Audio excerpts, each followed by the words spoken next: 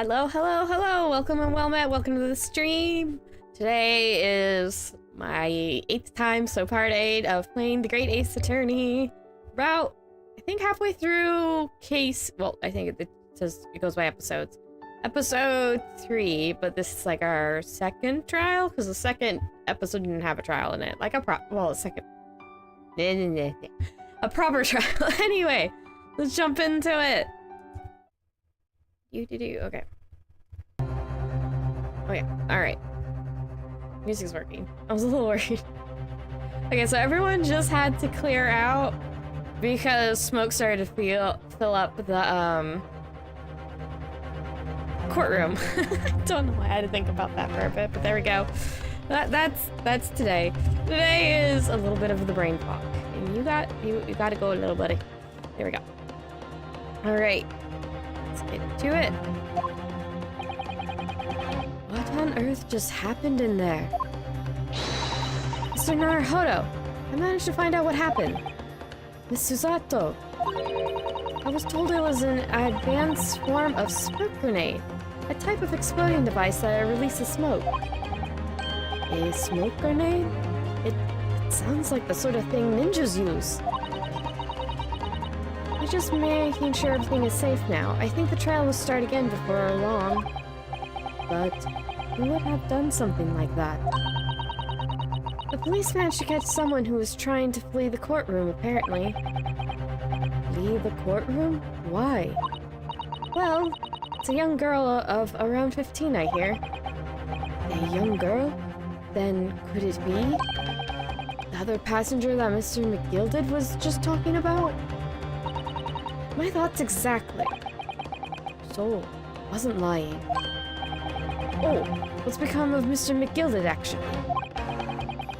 There's so many things I need to ask him about, but he's not here. I think he was summoned to the prosecutor's antechamber to answer questions, along with a young girl. Who is she, I wonder? And what was she even doing here at the trial? She was taking a huge risk for what possible benefit to herself. There's another matter that's troubling me. What's that? The 20 pence. Oh,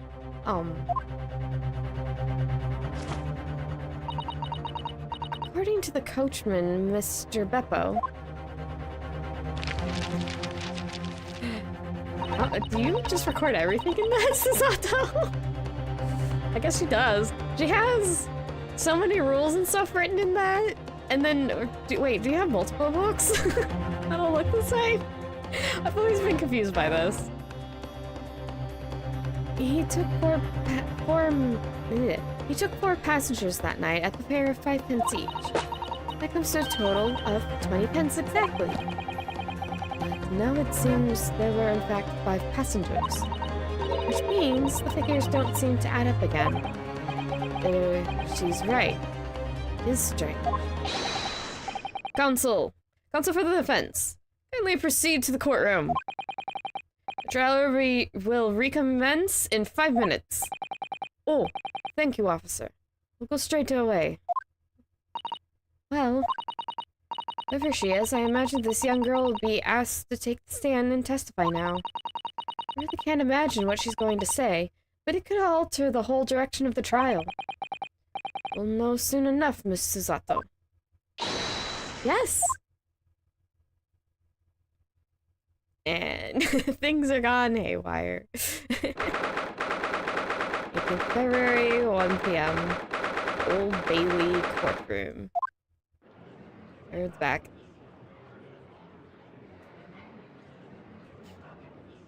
There's no music. It's so quiet. There's the young girl next to Mr. McGilded. Look. She must have been the one who caused the disturbance before.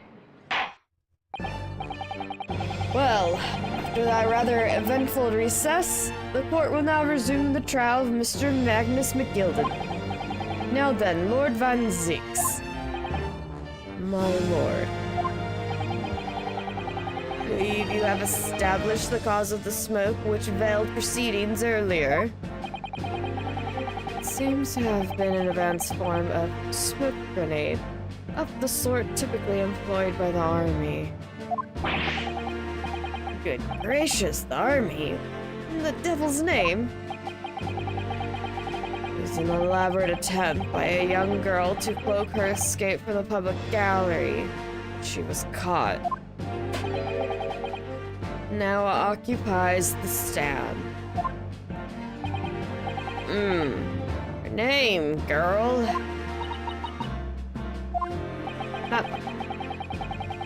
Are you responsible for the smoke grenade which induced such pandemonium in my courtroom? Oh, no response. What is the meaning of this deplorable behavior?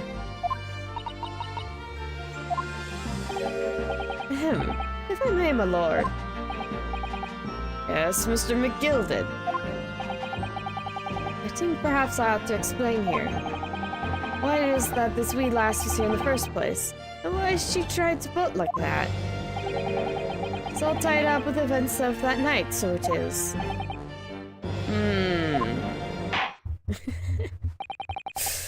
This is just... This feels so sketchy. Very well, Mr. McGilded, give your testimony. You will explain to the court exactly how this young woman is involved in the case.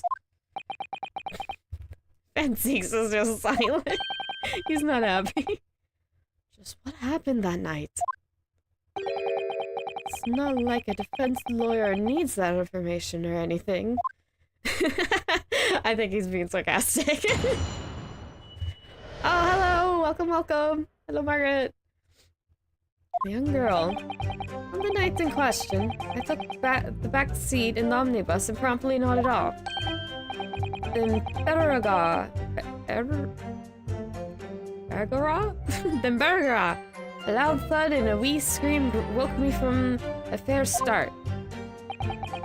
The fellow collapsed on the floor at my feet, so I sat him up on the seat across from me. Then I turned to find out where the scream had come from, and bless my soul, what did I find?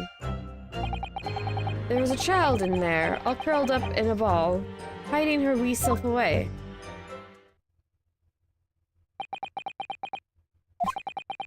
I remain somewhat baffled, I confess. From what I gather, on the night in question, this young girl was indeed riding in the omnibus. Is that correct? It's exactly as the defense counsel said. Lass was the fifth passenger, my lord.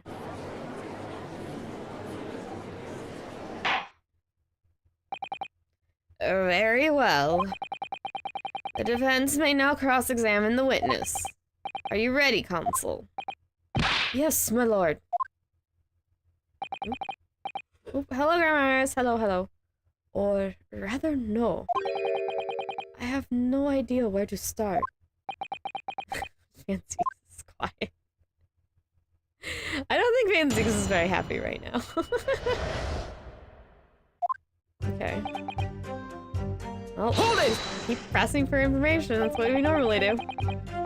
And when you first got into the omnibus, were there any other passengers already on board? There were none. The cabin was empty and there was no one on the roof deck either. You were the first passenger, as it were. I see. Aye. That's why I took the backside as I did. It's the most comfortable, so it is. Would you explain exactly what you mean by the back seat? By all means. 'Tis how you already described it earlier. I'm talking about the seat opposite the one in which the poor gentleman who was stabbed was sitting. Like I said, 'tis the most comfortable, and I feel most at ease. And of course, I enjoy gazing through the skylight from time to time as well.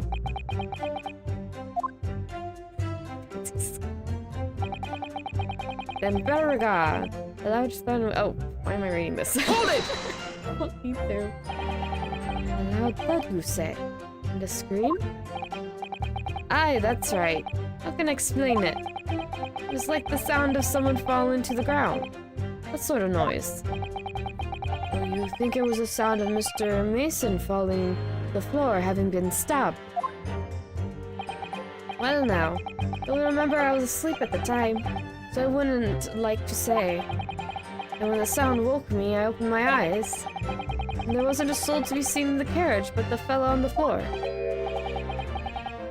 You didn't see any... you didn't see anyone. But at the same moment, you did hear a scream. Ah, from the seat above you on the roof deck, I presume. Not above me, no, my lord. It was from inside the cabin. But I wasn't altogether thinking about the scream. No, it was just done by the desperate sight before me, eyes.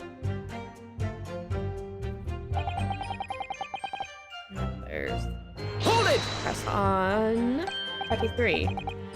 You set him up? The victim, you mean? That I did. The seat across from me, as I said. Plainly see the poor devil was already gone. You wouldn't leave a dead man just lying on the floor now, would you? Just common courtesy, so it is. Find that a little hard to believe.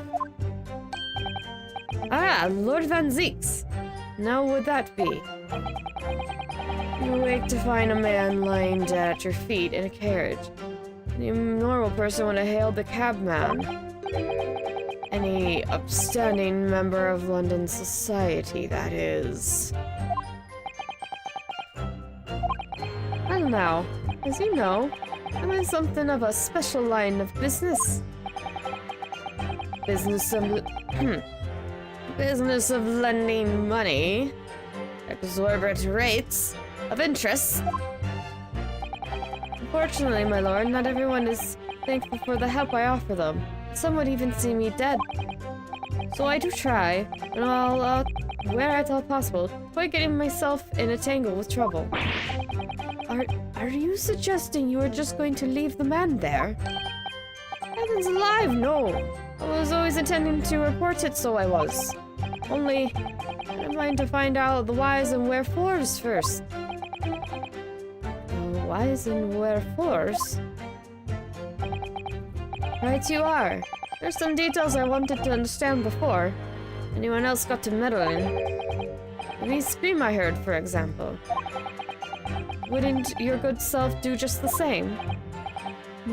Yes.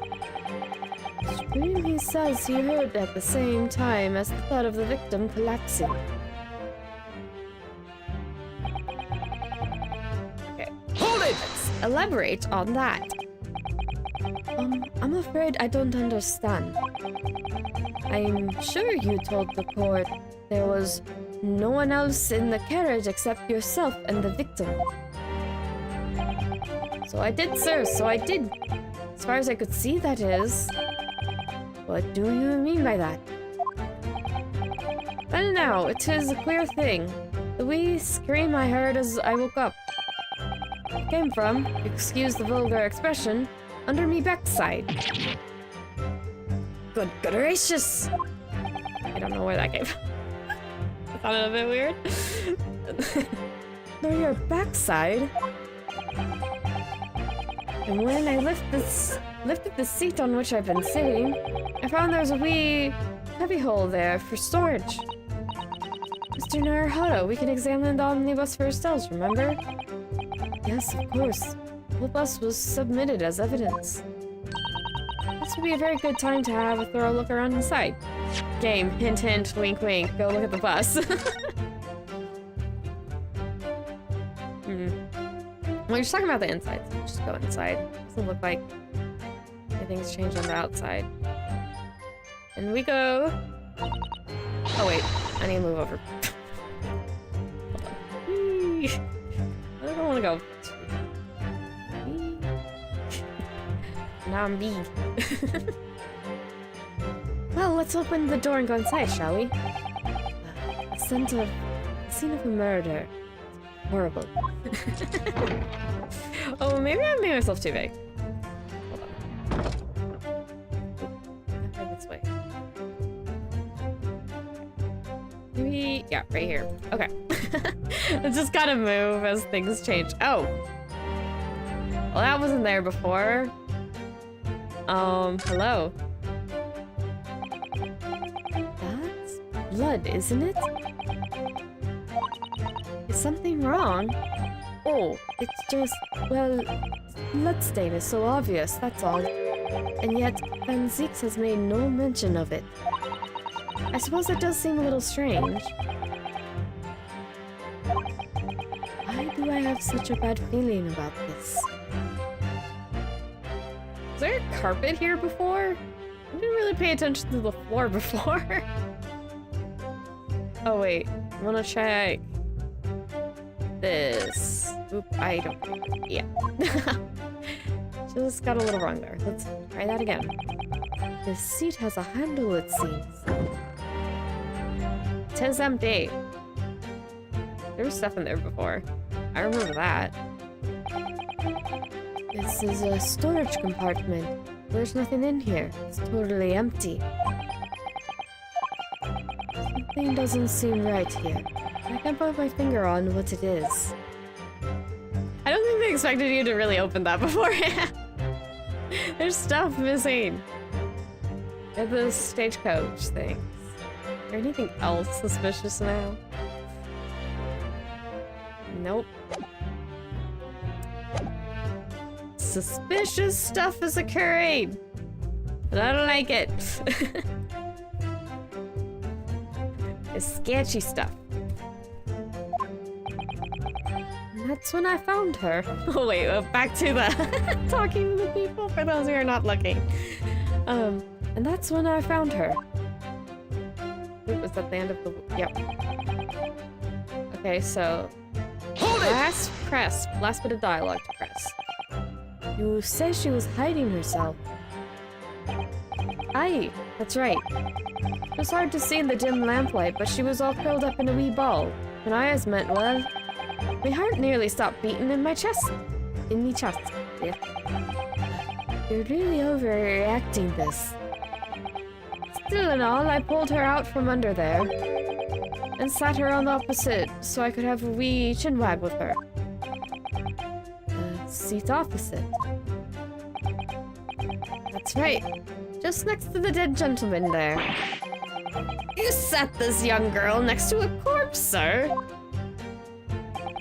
Well, as I'm sure I mentioned, a gentleman in my position can all too often find himself in mortal danger.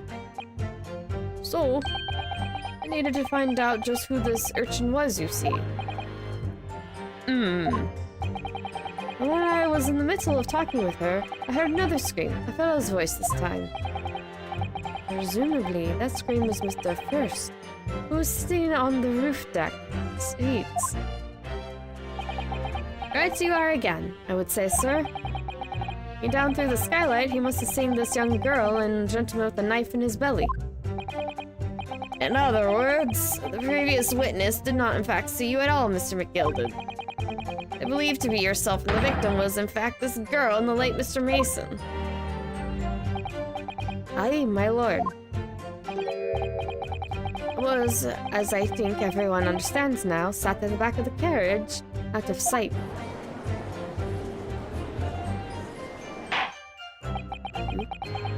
Is certainly plausible.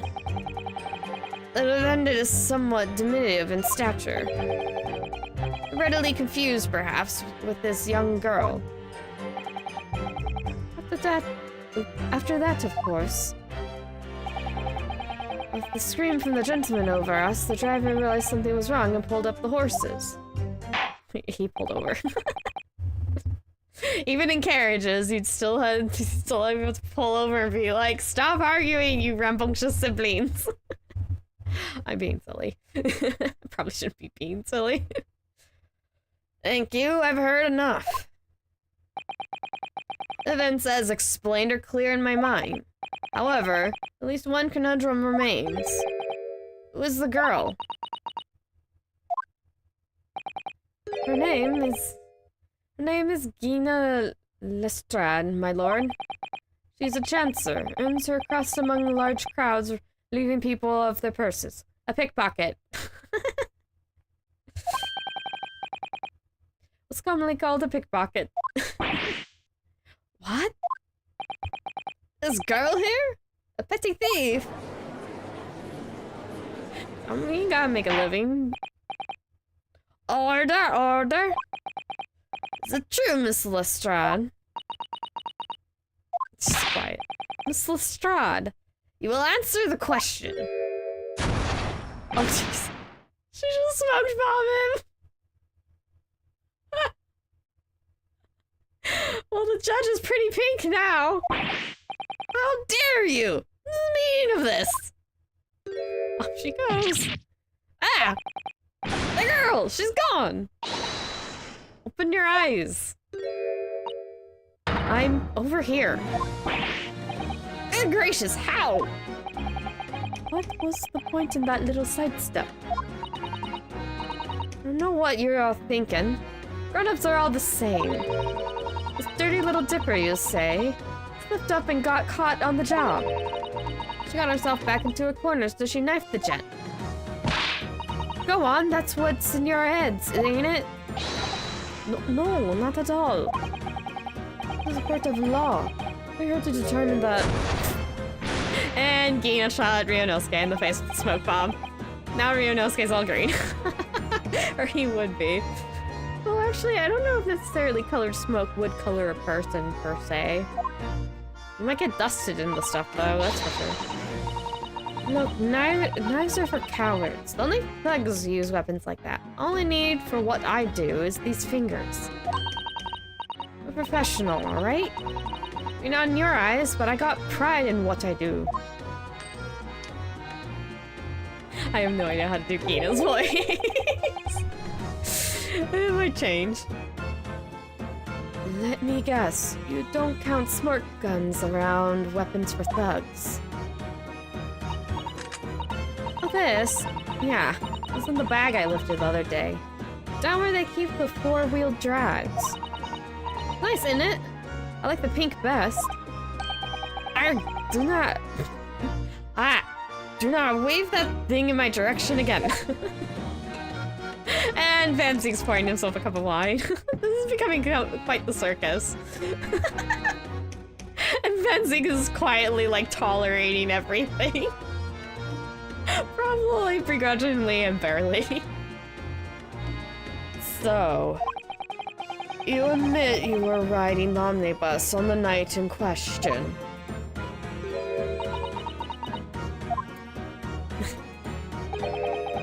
It's alright, lass. You can tell them the truth now. Alright, yeah. Just like the Irishman said.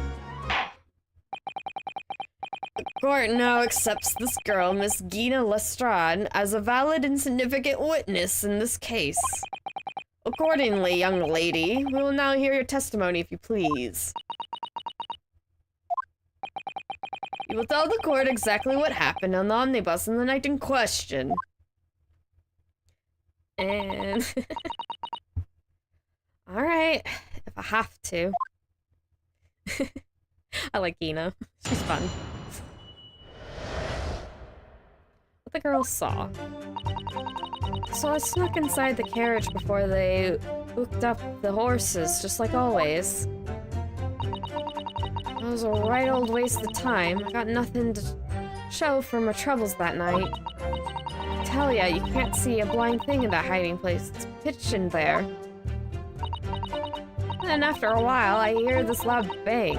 And it jumped down my skin, I did. The screaming just came out.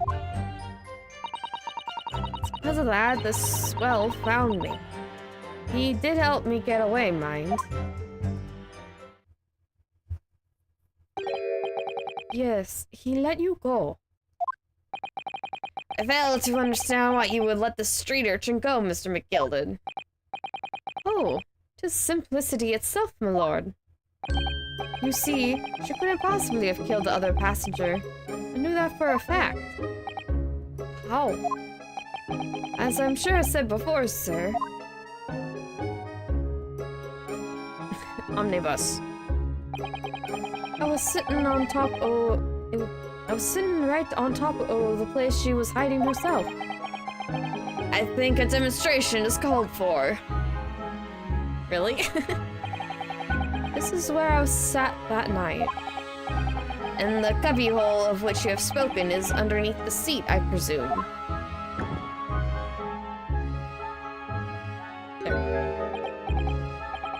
Yes, it does appear you have a large enough to accommodate someone of the girl's stature. Aye, but of course, the wee lass was stuck in there, because I parked myself on the seat for the duration. Ah! So you see, that's why I let the lass bolt. I knew that if the police found her in there, they'd automatically assume she'd done it. But I couldn't live with myself if a young life was ruined when all that time I knew she was innocent. Ina looks slumped. Why does she slump down? Even though you must have realized your action would result in your own innocence be called into question. Not at all, my lord, not at all. I knew in my own heart that I was innocent. So I thought it was worth taking a pint on my own good name for the sake of this less fortunate lad. Oh, punt. Punt on my good name. My goodness. What a perfect gentleman. My lord, this fine example of a man cannot possibly be guilty of heinous crime like this. I'm ashamed of myself for ever doubting you, sir. Oh, we got another innocent. Now there's just one in the black. As in guilty. Oop. Calm, calculated reasoning. One arrives clearly at the truth every time. Oh, she's voting. We got everyone saying innocent. I have a feeling it's not going to stay that way for long. I have a feeling Van Zeeks is going to say something. Saints alive! All 6 members of the jury consensual in their leaning to a verdict of not guilty. Mr. Naruhodo, this, well, it must mean... It must mean what? That we're victorious. We've won? Are you sure? Objection! Nope. Fancies. Oh.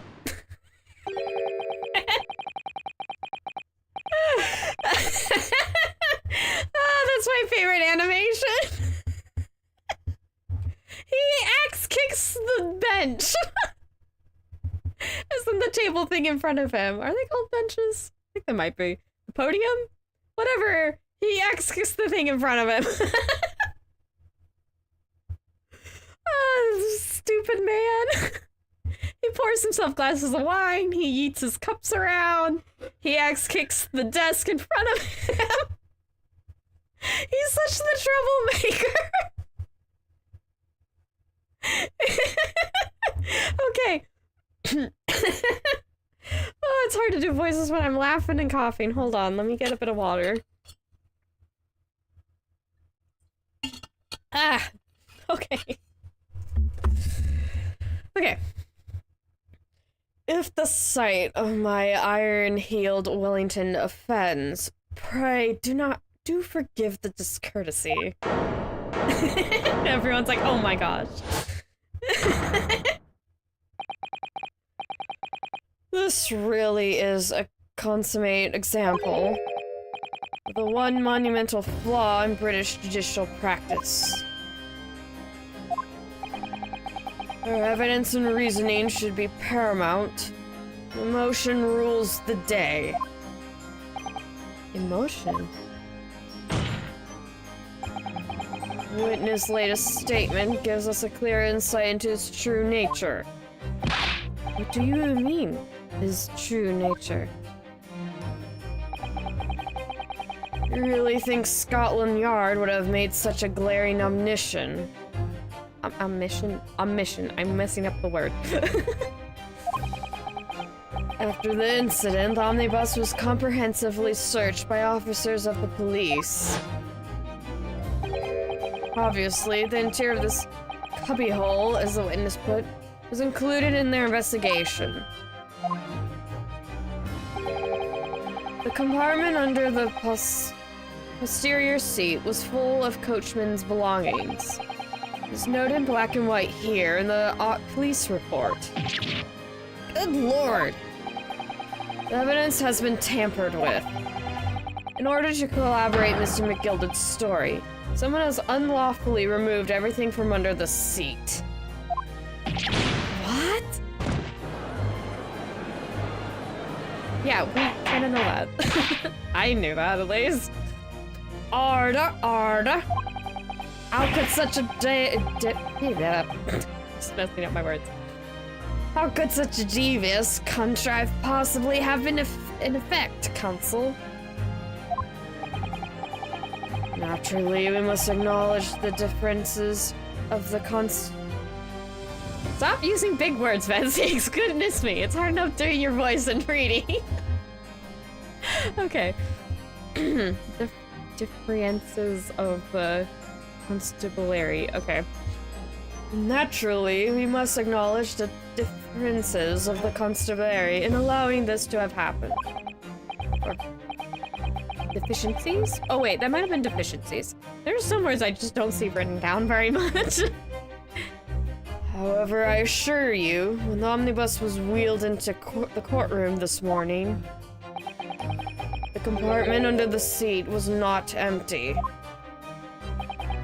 Well, my Nepalese friend, Vietnamese. It's like I'm pronouncing everything wrong now. Oops. Me? The carriage was submitted as evidence. Doubtless you examined it in fine detail, as would any self-respecting practitioner of the law. Pray, what did you find? Oh, what did you find the condition of the underseat compartment to be? Oh, to be sure, the young gentleman will be able to clear this up in a jiffy. Sorry. Go ahead. You tell the court now, fella. Oh, this is all an elaborate excuse by the desperate Lord Van Zieks. Well, Counsel, do you have something to say on this matter? He's put on the spot. How am I supposed to answer? What can I say about the state of that little compartment near the seat in the omnibus? I'm saving.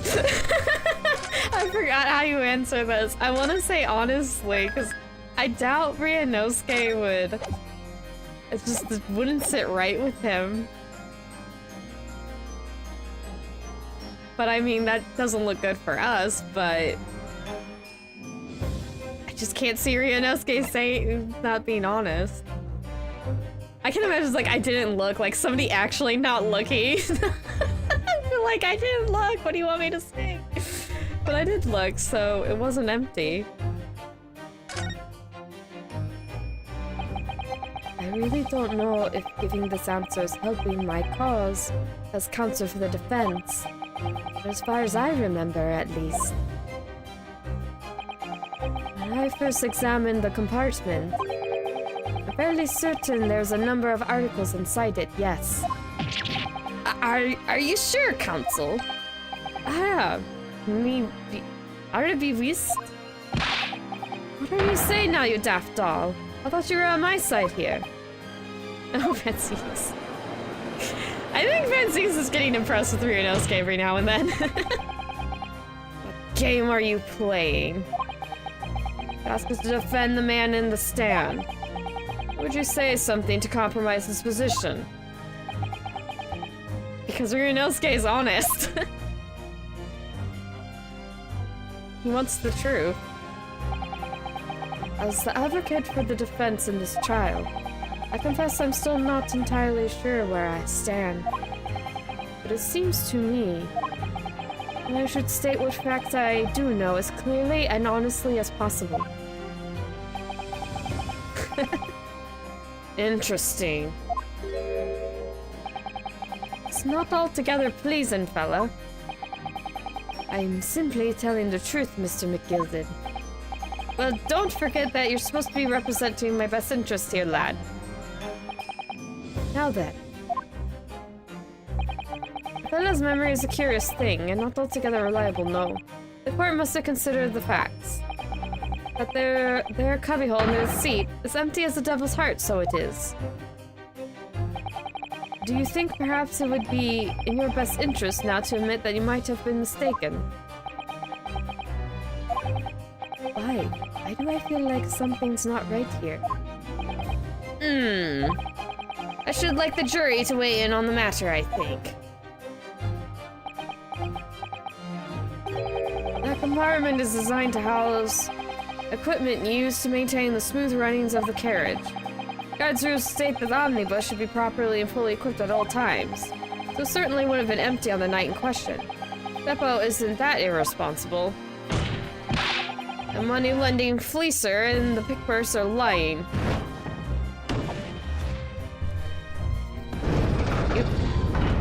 Yeah, I didn't think the trial would end so quickly. I know it's like, shouldn't you be defending him? I'm like, yeah, but we just got it to be continued. They're not gonna end the trial like 5 minutes into the night. Well, actually more close to half an hour. But anyway, they're like, they're not gonna end the trial that soon. After it to be continued. That'd be really weird pacing, and I don't recall that being in this game for my first playthrough. Can't believe I was nearly taken in. Stinking rich are already stinkers. Nothing but cowards, a lot of them. What? Oh no. It's a trick. Of course it's a trick. We got some wishy-washy. Back and forth the jury goes. Quite so. I must concur here.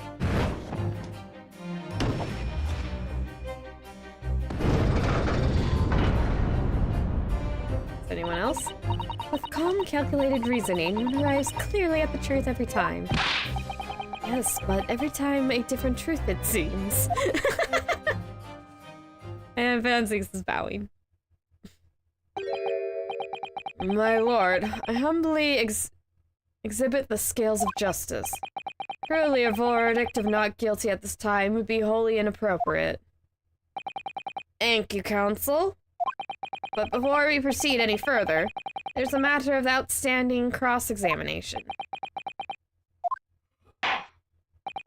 Counsel for the defense, begin your questioning of the witness, please. Yes, my lord. What just happened? The whole balance of the trial just shifted, almost beyond recognition. The Reaper of the Bailey is at work, it would seem. You didn't help either, Ryunosuke, but I understand. The girl's son. Okay, yeah, she slept in the carriage before it even headed out. Elaborate. So, you were already on the omnibus before it even set off on its run. Oh yeah, I mean, what's the point of spending a Joey to make a few bob, eh? There's a rum idea in it. I suppose she means there's no point in spending money to make money. It actually makes sense. Counsel, may I remind you that this girl is a petty thief. Kindly refrain from entertaining her tenants. The judge is like, don't do crime, you're a lawyer. Oh, that's silly. Well, it does clear up the little mystery of the fares and all. We're paying passengers at 5 pence apiece, making the 20, to which the cabman testified. The one little scapegrace riding for free. The red conch of a driver always goes for some grub before is the last run, see? So when I slipped into the carriage to get myself hidden under the seat. Nice and easy, right? Your hiding place is a storage compartment. Full of equipment for the coach, no?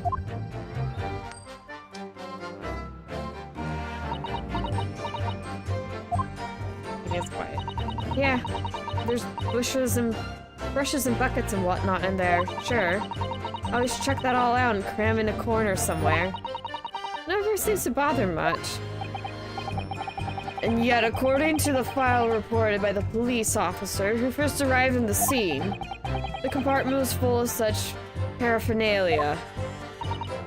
Well, I don't know nothing about that. Like I said, I moved all that stuff out so I could hide under the seat. That's all I can tell ya. That was weird. Seems we reached the end of that line of inquiry. Continue. Okay. This one is... Oh yeah, she didn't get anything. I don't know if we have to press on this one, but I guess we'll just press on everything. Nothing really stood out to me. A waste of time? Why is that? Well, most nights I'm on me own, and the permit. Well, most nights on me own, and the god permit at the least some of the time. Permit at least some of the time? God permit. I beg your pardon. Did you say god permit? Oh yeah. Well, it's what my kind call it. You see, the omnibus, I suppose. The point is that any normal run, the carriage ain't got no one in it for a while. That's when you come out of your hiding place and get away? That's it. Only that night. This Clove was sat on me seat from the start. He didn't budge the whole way, did he? Not 1 inch. I was totally stuck. You mean to tell us that you were present in the carriage for the duration? You were under the seat the entire time while events unfolded in the enclosed cabin. Yeah. Right, mister? To be sure, to be sure. How shocked is anyone? You don't expect to lift a cushion you've been sat on and find a child now, do you? So this Miss Lestrade couldn't possibly be the culprit then. Okay, and then she couldn't see anything from the cubbyhole. So you couldn't see out into the cabin at all. Why did I... That was not Rihanna's voice. Oops. Sorry. Hold on. So you couldn't see into the cabin at all. I'm... Too many accents! At all. So you couldn't see out into the cabin at all. There we go. It's good enough. Not a jot. Most days I push the cushion up with my head and look out the crack. Then I can have a butcher at who I'm gonna fiddle. I thought you were a pickpocket, not a butcher. I mean, I can have a look. The seat I get under ain't as plush as the other ones, see? So most of the time the passengers plant themselves opposite. For some reason, that night, this here Irishman spent the whole journey right over me head. And for that reason, you weren't able to push the cushion up to peek out, I see. Truth is, I'm too happy in small dark places. Feels too much like being thrown in the clink. It's the only place to hide in them carriages, so it's Hobson's choice. Why doesn't she just stick to picking people's pockets in the open then? I'd say there's some reason she's not letting on, judging from her demeanor. So anyways, I was a bit scared, but I had to just stick it out under there. Nothing else for it. And then, okay, so she heard a loud noise. When you say a loud bang, do you mean the noise of someone falling to the floor? Could have been, I suppose. I don't remember so well. Point is, it made me jump. And you let out a scream involuntarily. That's right. And then I felt the cushion over me head get lighter all of a sudden. Presumably that's when the defendant got up in order to help the victim, yes? Or not. Could have equally been the moment the accused stood in order to stab his victim, could it not? Well, girl, did you see what happened at the crucial moment? Yeah, I saw it. pushed up the cushion and had a quick butcher while I had the chance, didn't I? The Irishman was sitting below what had fallen on the floor on the opposite seat. That matches Mr. McGilded's account, of course. But then, Bella suddenly turns around and looks right at me. I sunk back down again, but it was too late by then. I should never have risked looking.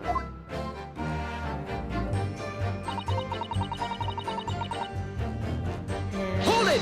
That's how she was found. And when Mr. McGilded discovered you, he pulled you out from your hiding place. Scared stiff I was. He dragged me out and sat me down on the seat and all. Next to the victim, Mr. Mason.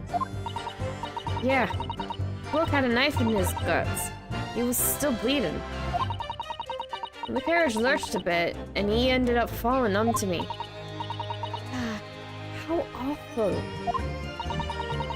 Both me and hands got covered in blood.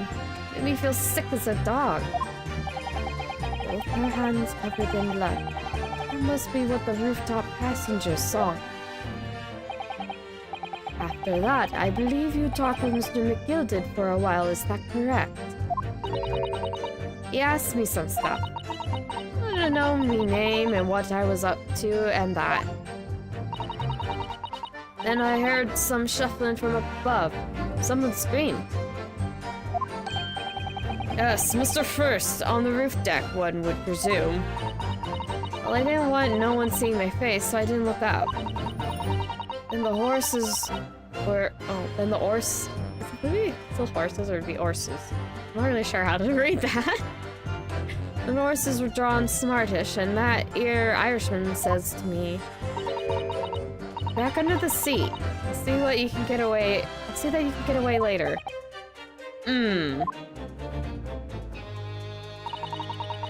Six members of the jury had decided the defendant was innocent. In one brief shining moment... Oh wait. In one brief shining moment, yes. It's clear that they're all still very unsure. We could just find some conclusive piece of evidence among this new testimony. I'm sure we could cinch the verdict as we want. Yes, I think you're right. I have this niggling feeling. Something's bothering me.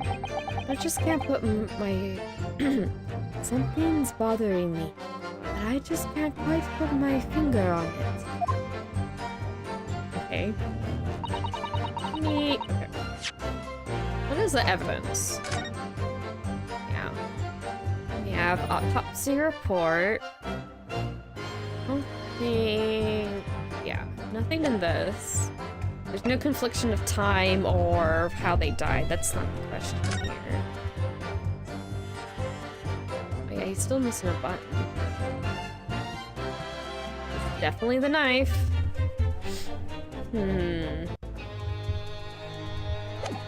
Alright. I don't think the witness of the dead guy crime scene picture is gonna be much. Oh. Let's stand on the right above. Do you have anything? What? Alright, put that. Let's go here a little bit. Anything new to say about the bloodstain? This is definitely blood, isn't it? The most pleasant sight to be confronted with on our first day in London. Well, nothing can come of grumbling now. No. By the way, is Mr. McGilded red-handed? Yes, I believe so. He was toying with a coin in his right hand a little earlier. Ah, pity. Only been left-handed. I think blood on either glove would be fairly incriminating, really.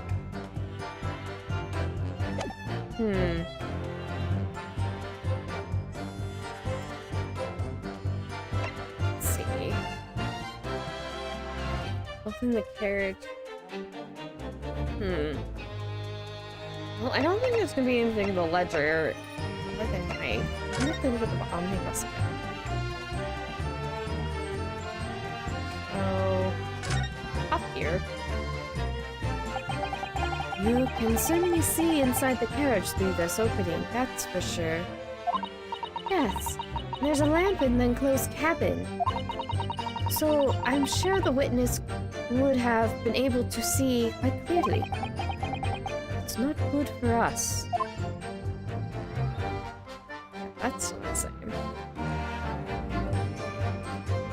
I'm not quite sure what they want us to see. I mean, there's a big puddle in the... Yeah. It's dialogue. I mean, there's the big... That.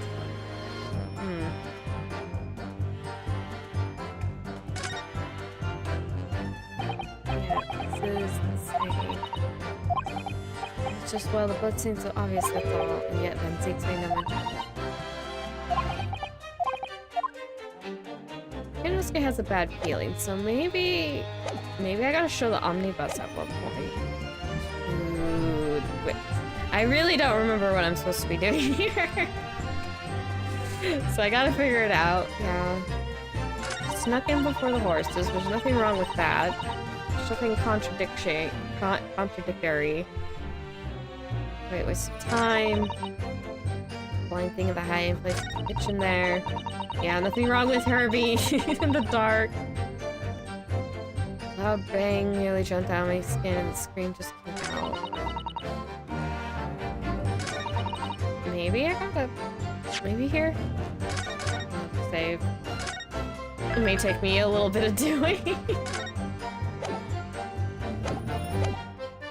After a while, I heard the sound bang nearly jumped out of my skin. I did, and the scream just came out.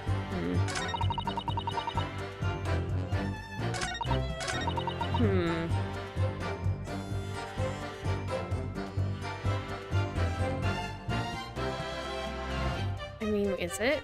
I guess. I could press on how she was hiding. Okay. Well, I do remember Inosuke said he found something weird when presenting. Let me just skip through all this. Yeah. Just find where Inosuke mentioned something feels weird. That might be... Well, no. Okay, he is... First all the statements. Why is he that? Oh, he had to press twice. Okay, well, it's a good thing I did this. What? Too happy in small dark places. Feels too much like being thrown in the clink. Why is McGilda giggling about that? Excuse me? Excuse me! Oh, right, he says that. Is something wrong, Mr. McGilda? Oh, I do apologize. Is there something the matter, Consul? I'm just wondering if Miss Lestrade's last comment made something occur to you, perhaps. You seem to be thinking something to yourself. Oh, no. It was nothing important. I was feeling bad for the poor lass is all. I remember feeling desperate myself as a young lad, shut in the dark. 'Twas terrifying, so it was. I see. Yes. I'm sure we can all sympathize. I'm still scared of the dark now. Oh. Does not like dark places. I can't blame a person for not liking dark places. I don't much like being unable to see. It's not really the dark that I'm scared of, like, in and of itself. It's more of the fact that unfortunately comes with the not seeing. If it's dim and there's not a lot of light, but I can still see well enough, then I don't mind it. It's just when I can't see do I get upset. I don't like being unable to see. Aye, and I don't know about yourself. Or wait, was it yeself? Yeself. And I don't know about yourself, but I find the darkness seems to make everything you hear seem that much louder as well. Yeah. I suppose it does. Maybe. Miss Lestrade. Did you hear something that night? Anything? An unusual noise, perhaps?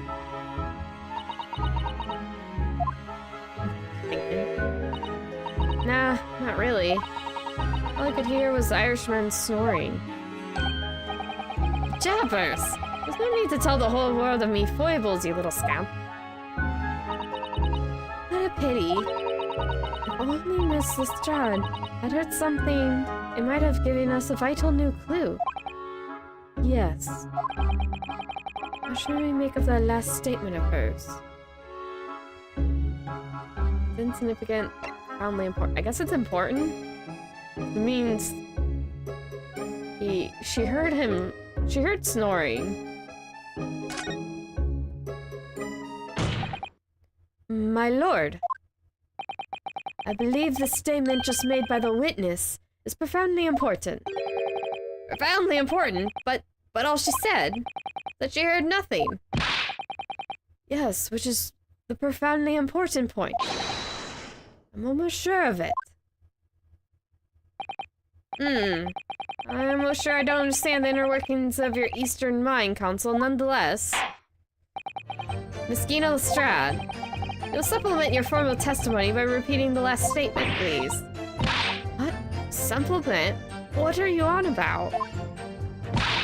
Don't give me all your fancy talk. I know what you're trying to do. Well, it won't work on me. That's right. Insult the judge. Always a good move. Everyone else gets out sweating bullets. Straining the ears to work out what was going on, but all I could hear was snoring.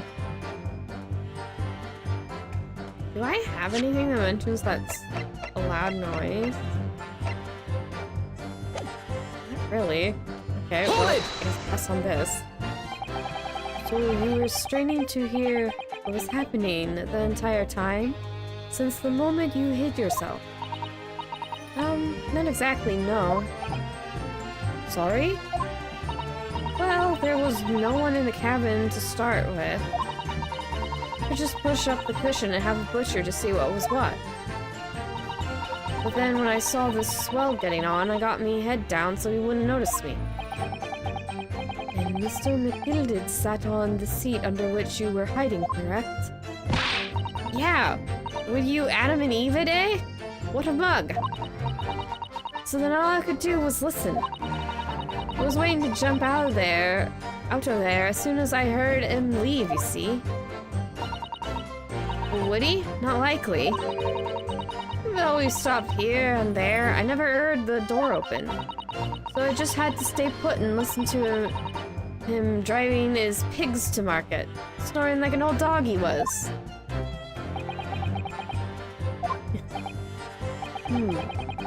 Any conclusions we can draw for that, I wonder? Well, they do keep talking about a loud sound, but she didn't hear anything? But she also said...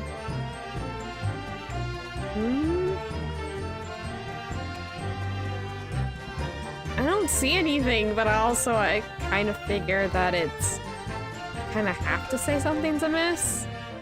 Maybe?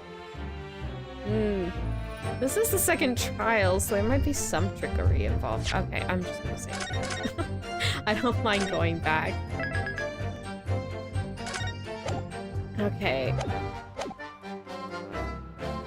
But she didn't hear a loud sound, and her saying there was a loud sound, her and Gilded were lying, because clearly these two are not to be trusted.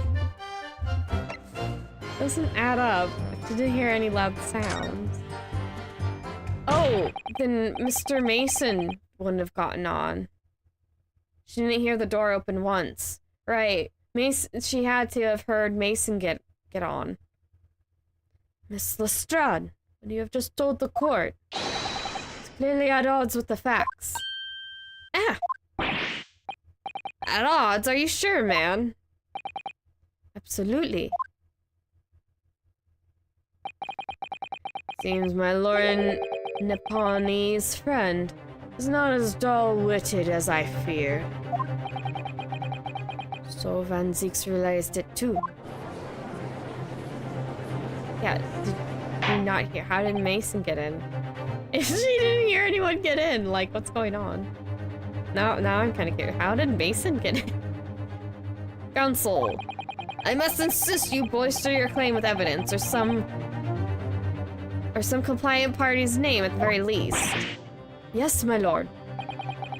Expect you to demonstrate this alleged contradiction to the court. According to Miss Lestrade, but she was hiding in the omnibus then. She heard nothing but the sound of Mr. McGilded snoring. Think, Ryunosuke, think. No, I scared my head space. There's something else she should have heard. Show a person. Very well, my lord. Allow me to elaborate. On a particular sound that Miss Lestrade could not have failed to hear the night in question. It's not very clearly explained by the presence of the following person. Yeah, Mr. Mason getting in. Because if Mr. McGilda was the first, she should have heard him getting in. Oh, wrong button. Take that! Yeah. Thrice fired Mason. Yes, my lord. The sound that Miss Lestrade cannot have failed to hear. Is that of the victim, Mr. Mason, boarding the omnibus? Yeah. I figured it out! Before... Oh, wait, is it playing Prelude to Pursuit? Oh, I think it might be. Regardless of what song it is, I like it. Order, order! Explain your reasoning, counsel! Miss Lestrade, allow me to confirm something. You claimed earlier you were the first person on board the omnibus, is that correct? Yeah, of course I was. I don't know why the driver was in the pub, didn't I? And the next person to board the omnibus was Mr. McGilded. That it was. No soul was in the cabin when I climbed aboard. At least, not in plain sight. So you were, to all intents and purposes, alone enclosed in the cabin of the omnibus at that time. I have to say as much. I wasn't traveling with anyone else, if that's what you mean. Yeah, I saw him get on, remember? Through the crack under the seat cushion. He was on his own for sure. From what we've heard, the cabin made a number of stops after that on its onward journey. During which time, did you not hear the door opening or closing at all? Nah, I never heard it. That's exactly what I was listening for, weren't it? Waiting for the swell to leave. In which case, when and how did the victim end up in the carriage? Ah! We know the victim collapsed inside the enclosed cabin of the omnibus. Therefore, Miss Lestrade's statement about what she did not hear, is at odds with the facts. Ah! And the courtroom's abuzz. Yes. This petty theft statement... Yes, this petty thief statement is clearly flawed. Lord Van Zeeks! Yes, he knew. He knew all too well. There was an inconsistency in Miss Lestrade's statement. It would seem words of thanks are in order for my learned friend. What are you talking about? You have demonstrated matters impeccably. This witness and her colorful statements are entirely unreliable. Her words are convenient untruths, nothing more. I see the compressing that. She's just typing a mile a minute. Skills pocket. Oh, Granny is changing her vote. Oh, she did that with no dialogue. Granny is fed up. She didn't even say anything. And didn't want to judge the dear little knight just because she has some rather nutty ways. I must say, I can't abide liars. Neither can I. Mr. Foreman, They didn't want to judge the girl just because she has some less than salubrious ways. I must say, can abide liars. Those two both.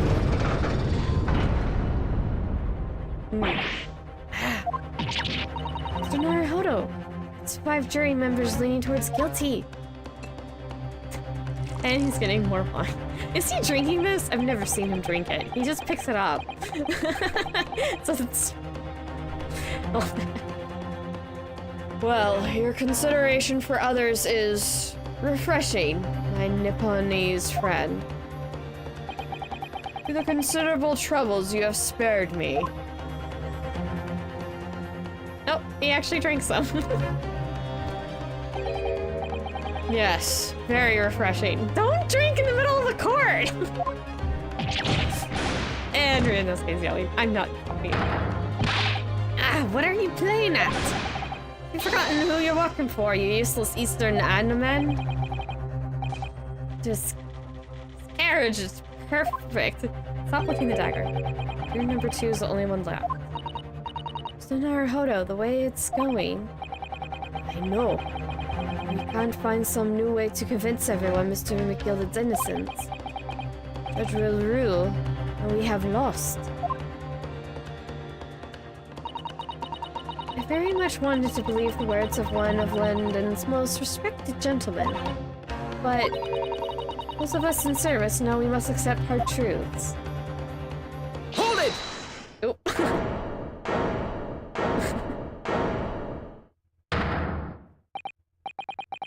Yes. Yes, the witness's last statement seems to have revealed a critical inconsistency in her story. However, if we consider the possibility that her statement is in fact the truth, it may shed an entirely new light on this whole case. What are you saying? Counsel! I'm sorry, sir. Whatever do you mean? Counsel, I will not tolerate your attempt to prolong my abdication. Explain yourself at once.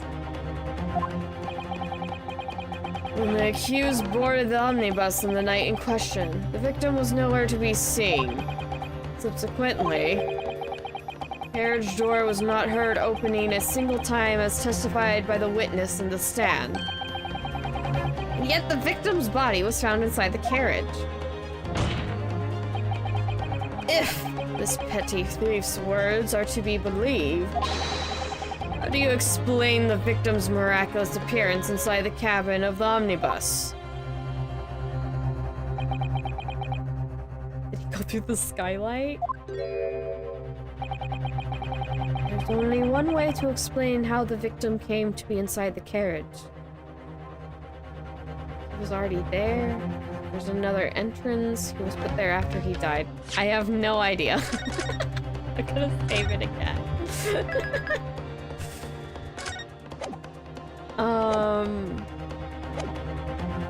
I mean, we haven't really discussed the skylight. But she also didn't hear anything else. Would the skylight have made noise if it was open? Because you can open it from the top and presumably it could be closed. I guess afterward. There are some things that lock if you close them, I guess. But... Oh, well, she was saying that she got in when there's the pub. Maybe he was already there. So she was just lying about there not being no one. Well, she didn't actually say if there was anyone or not already there. So, yeah, maybe he was already in there. Clearly, he was already in there from beforehand. Objection! No. Hey, yeah. Tell me, my learned Nipponese friend. Well, no. I'm getting used to saying Nipponese. Tell me, my learned friend, what was the function of the clearly in your last sentence? Yeah, that didn't work. Oh, wait. No. That's really not the point. The point is the victim must have been in the carriage from beforehand. Answer me this. Beforehand, to what specific point in time are you referring? Okay, yeah.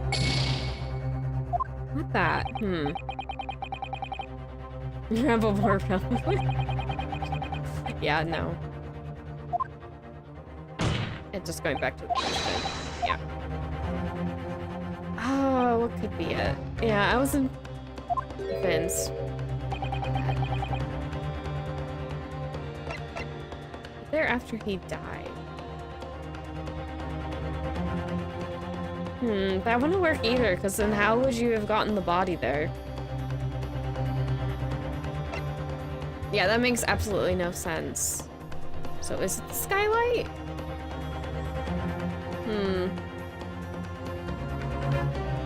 I guess. I'm not putting it together and I don't remember this. I guess it just makes most sense. Because, I mean, if he was up here, but though Mr. McGill said there was no one above either. So, I'm not sure. Hi? Kitty. Good kitty. Kitty has come for visits. Good fuzzy kitty. What? You can chirp at me some more. Just not meow, she chirps. Of course, I'm having a foggy brain day and I have to solve this. Well, I guess I'll just go down the list because I really am not putting this together and might as well just see this. Let's see, it's the same dialogue as before. The door wasn't open even once. The explanation is that the victim entered the enclosed cabin some other way. Objection! He's not happy yet. Yeah, fancy come up with blind panic. But behold, omnibus is here for all to see. Only one side of the enclosed cabin is furnished with a door, the other only has windows. Fixed windows which cannot possibly open. In short, there's no other entrance to the cabin other than the door. There's a skylight, and that has a latch on it. There could be. There's one possibility you haven't considered. Oh, really? Yes. One other way inside the carriage that isn't the door. Another opening, the use of which allowed the victim to appear inside the enclosed cabin. Alright, counsel.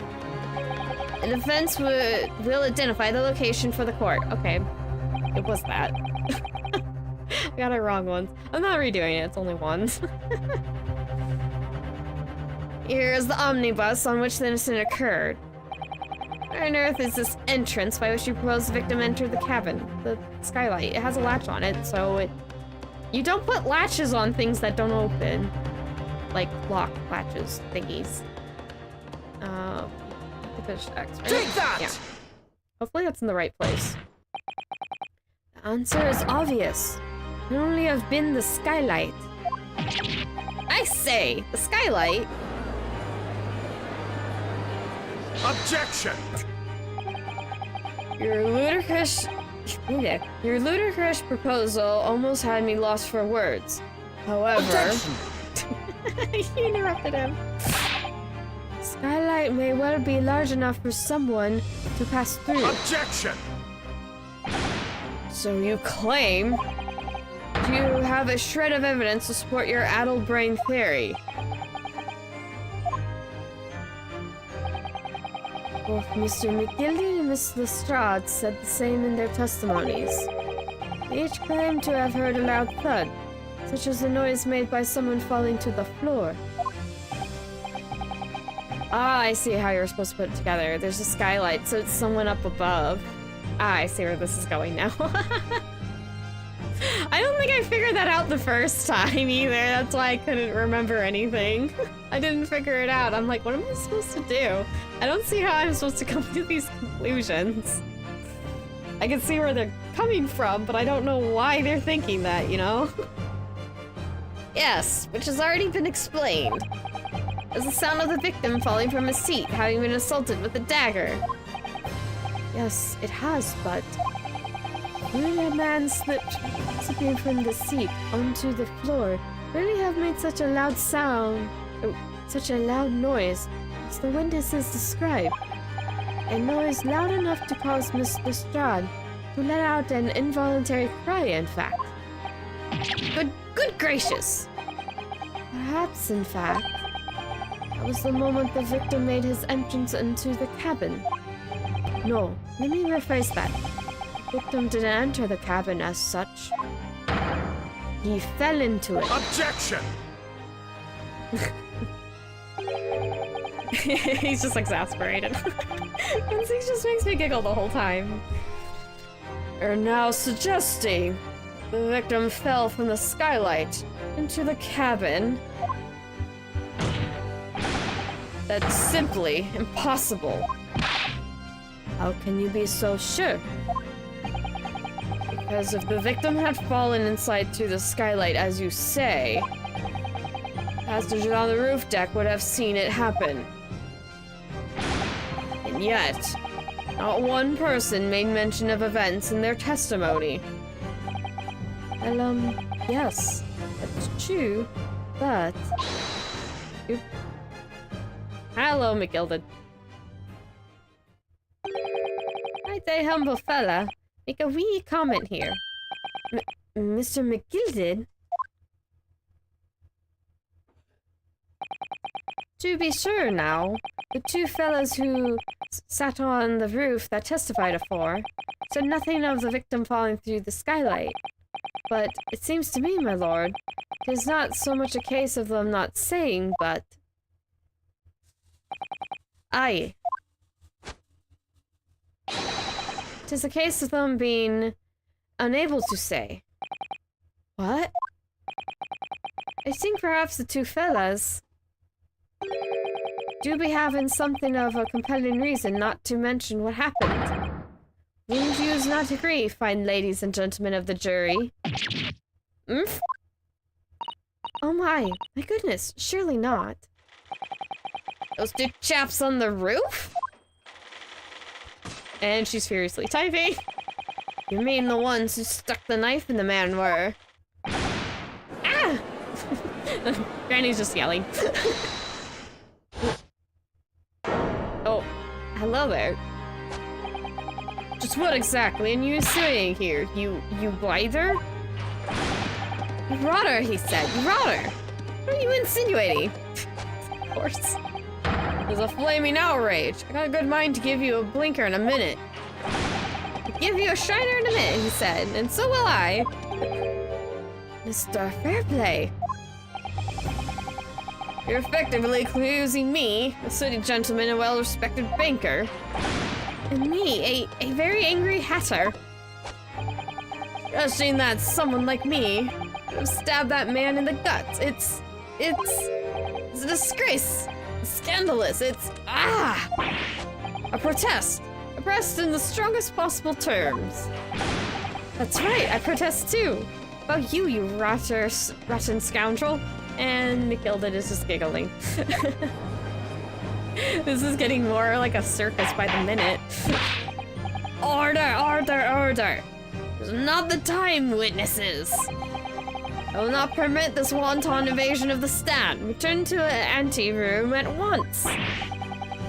But this is beyond reason, my lord. It's outrageous. It's very hurtful, you know. My lord, on my comment.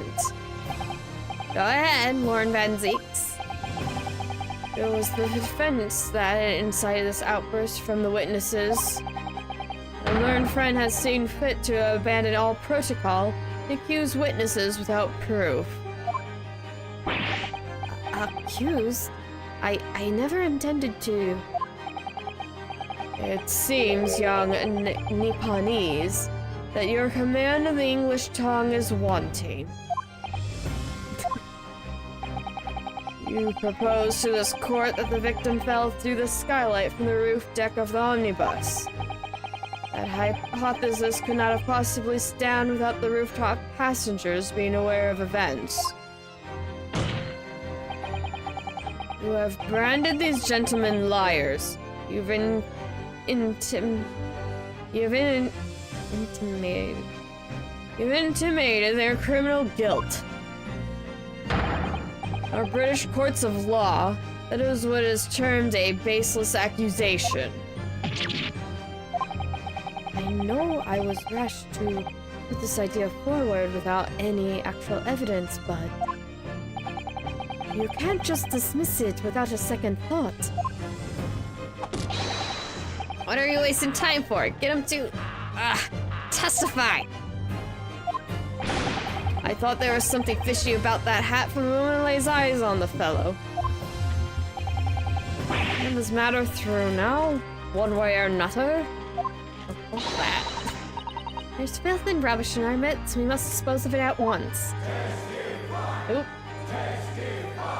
Circus. Circus it is. Oops. I'm going to admit, I feel like many people are getting a headache at this point. What's happening, Mr. Arhodo? The spectators in the puppet gallery are in a complete frenzy. Mr. Fairplay and Mr. First. My lord, you will take to the stand again and make another formal testimony in reference to this indictment brought by the defense. Yes, my lord. Oh, freak out. I didn't come here for this. And McGill stopped giggling. There's no time to think this through. All I can do is keep pushing forward. Go, Ryunosuke, go. Refuting the accusation. We were the only two people on that roof deck, dead or alive, I can swear to that. If anything had happened where we were sitting, I don't think one or the other of us would have noticed. In any case, neither of us knew the first thing about the victim. We had no reason to kill the man. The skylight was shut the entire time, I tell you. We couldn't have possibly opened it. You're so sure the victim fell through the skylight. Where's your proof? Scout Vampire is getting frustrated. Come on, Rachel. Sorry, I haven't been seeing your comments. Oh yeah, but pretty much this whole entire trial is just, and Van Zeeks is getting a headache. But yeah, okay. There's always some parts of the case where I don't remember what I'm supposed to be doing or can't figure it out. There's always so much you can figure out, which is usually why you have multiple people working on cases to begin with. Ooh, dearie. Okay. Though I must say, on that listening to the testimony, that it is somewhat hard to imagine how either witness could have performed any malevolent act on this open roof deck without the other noticing forthwith. That's right, you see. You're innocent, I tell you. Though logically, of course, the argument falls down if the two of you were in conclusion. I want to say in conclusion, because in collusion is really close to in conclusion. Tongue twister. Yeah, if the two of you were in collusion with one another. Here we go. What? Yeah. According to the investigations by Scotland Yard, the two witnesses share no common dealings. Ha! I don't trust coppers any more than I trust the stinking rich. Something doesn't feel right here. The trial is going in our favor, really. So why do I feel so uneasy? Counsel for the defense, over to you. Your cross-examination, please. Oh, yes, my lord.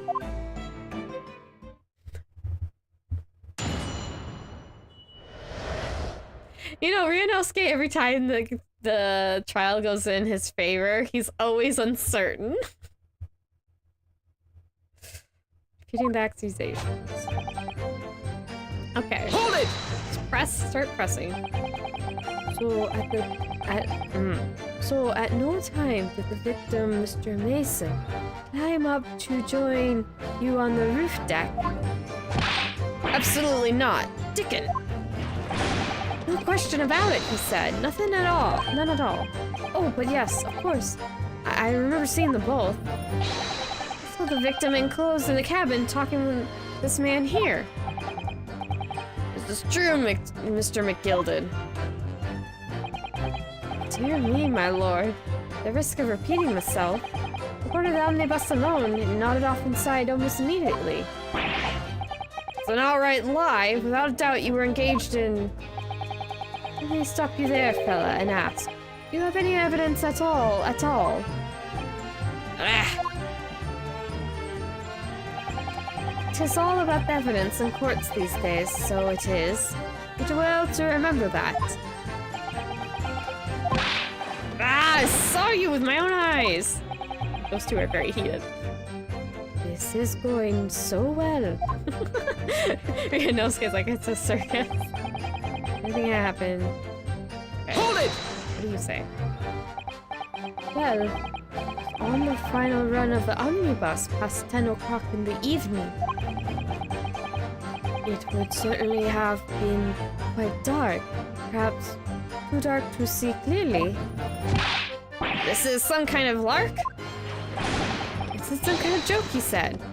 Is that what it is? Or perhaps one or the other of you fell asleep briefly. Are you fair dinkum, sir? Are you serious, sir? That's what he said. It's impossible, I tell you.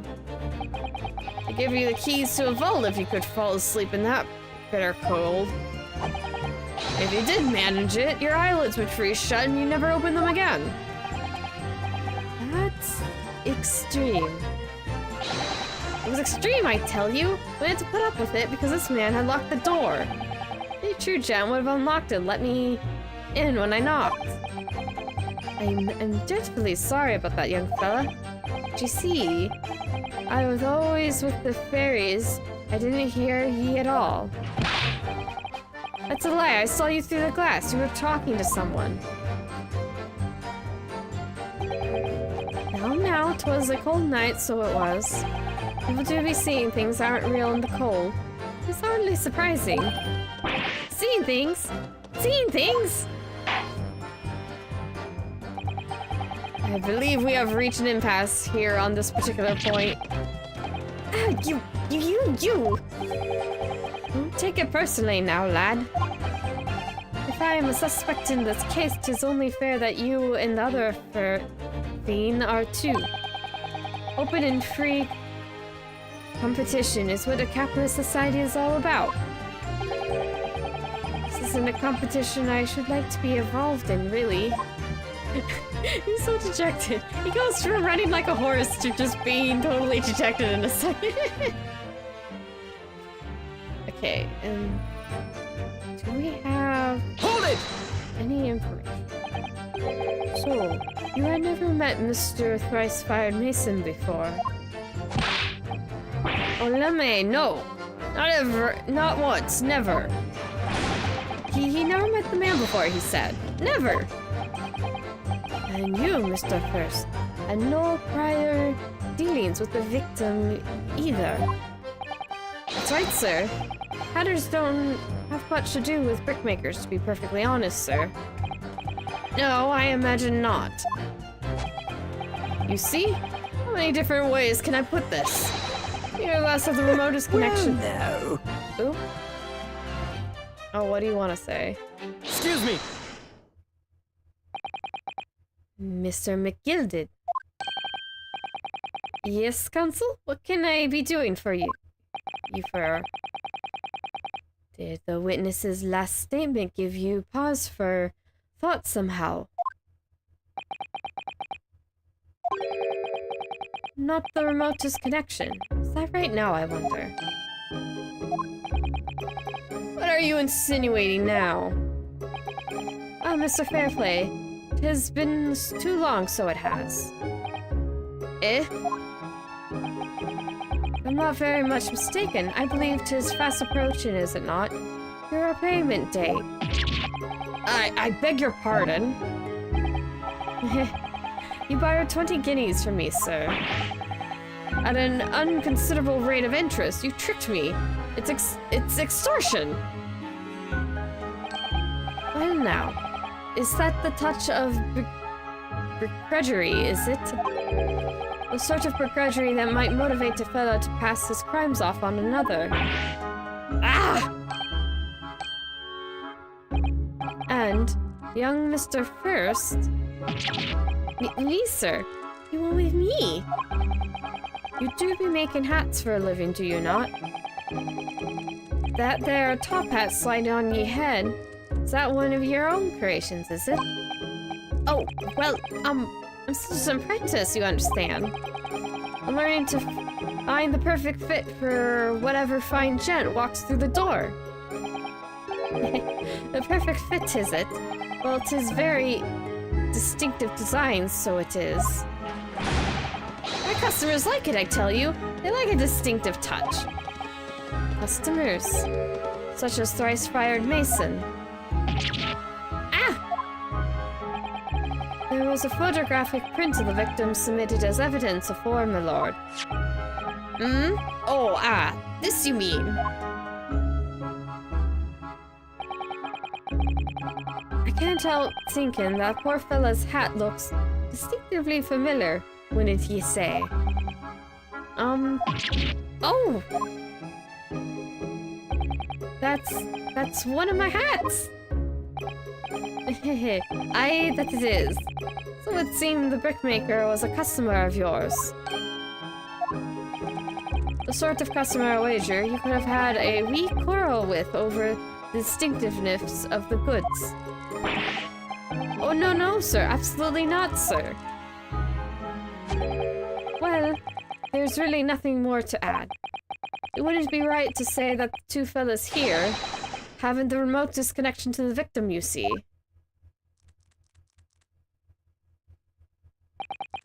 I rest my case. You little weasel! Ugh.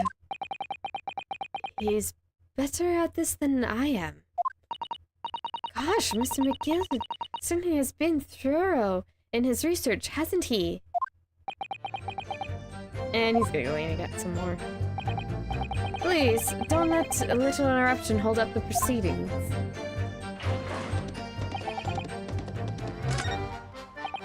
Oh. Scarlet was shut the entire time. Okay. Hold it! We can get a new testimony from them. Bit surprised. Are you quite certain about that?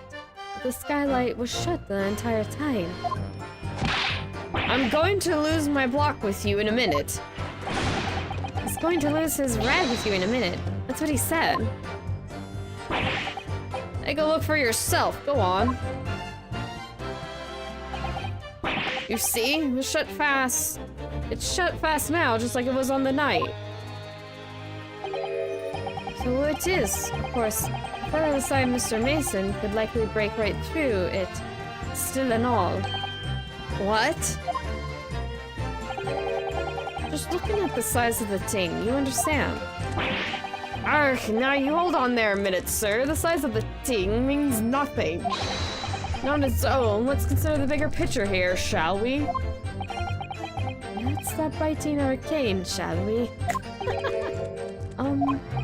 I was riding the omnibus on another occasion when, well, I broke when I'm not reading that.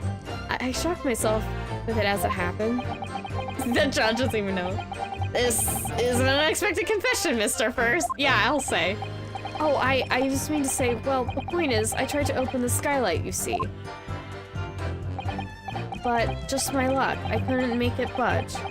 The stench was terrible. Everyone was looking daggers at me, sir. I went red as a rouge, I did. Are you expecting me to sentence you? No, sir. The point is, the skylight can't be open. I tried and tried when I was inside the cabin. The shape. Is that Gina? Yeah, that was Gina. She looks so pleased with herself. Hi, Gina. What's up? Excuse me. Do you have something to say about that, Miss Lestrade? Here's you gonna talk. Miss Lestrade. She'll answer in her good time, apparently. It opens. Hmm? The skylight is what we're talking about, right? Goodness.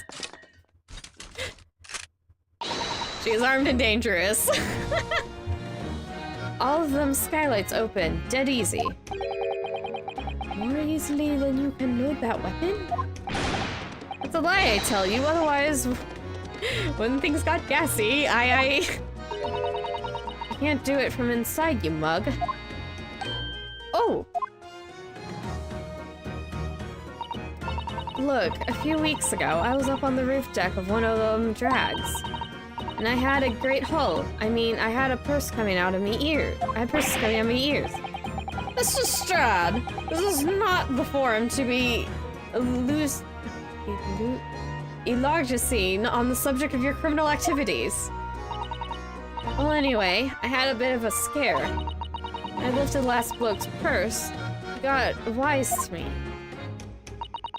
All four of them surrounded me, so I couldn't hop off the bus and leg it. So what I did was I used a skylight, opened the catch and jumped right through. Where did the girl put the tools? Apparently just around the cabin. She would just stuff them in the corners of the seats, I guess. How they got back into the compartment below, I don't know. What? Yeah, the catch for them skylights is on the top side. That's why you can't open them from the cabin. The skylight opens from the roof deck? Bailiff! Climb up on the roof of the omnibus at once and verify the witness's claims.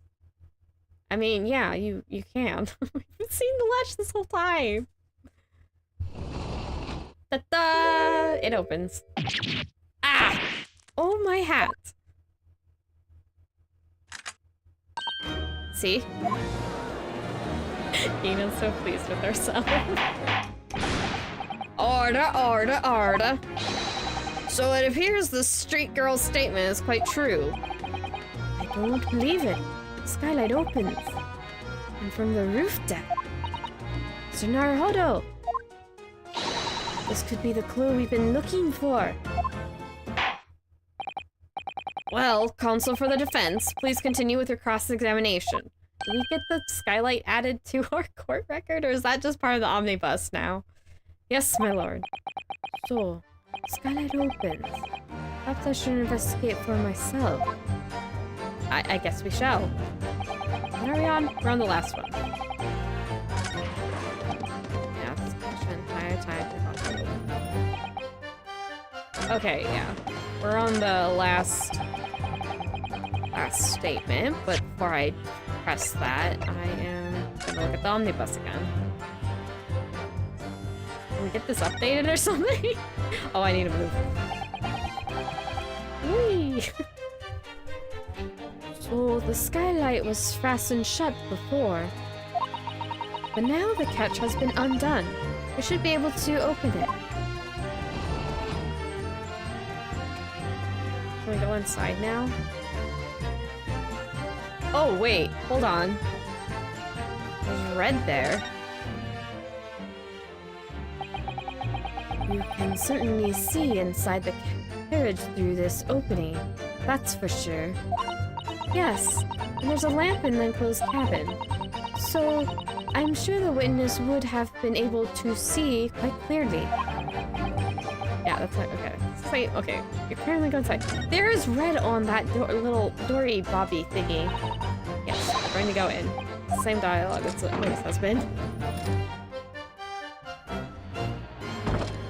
Dude. Did you notice that? Yes, it does open very wide, doesn't it? Wide enough to kick someone you like... Wide enough to kick someone like you through, certainly, Mr. Naruhodo. Why would someone like me? Why someone like me? Ah! What is it? Look! Just here! Look! This! That's... without question. It's blood! Why would there be a blood stain here? Surely, it can't be unrelated to the case, can it? Details of the omnibus have been updated. Yay! We found new evidence. Okay, I'm leaving. Alright. Oh, is this fair play saying, yeah, where's your proof? Well, I think I just got proof, so... Objection! I'm just gonna show it. On the night in question, the victim was fatally stabbed in the stomach. And immediately afterwards, the victim's body was pushed through the skylight into the cabin below. Those are the facts, and the irrefutable proof remains clearly visible in the omnibus that stands before us today, in this very courtroom. What?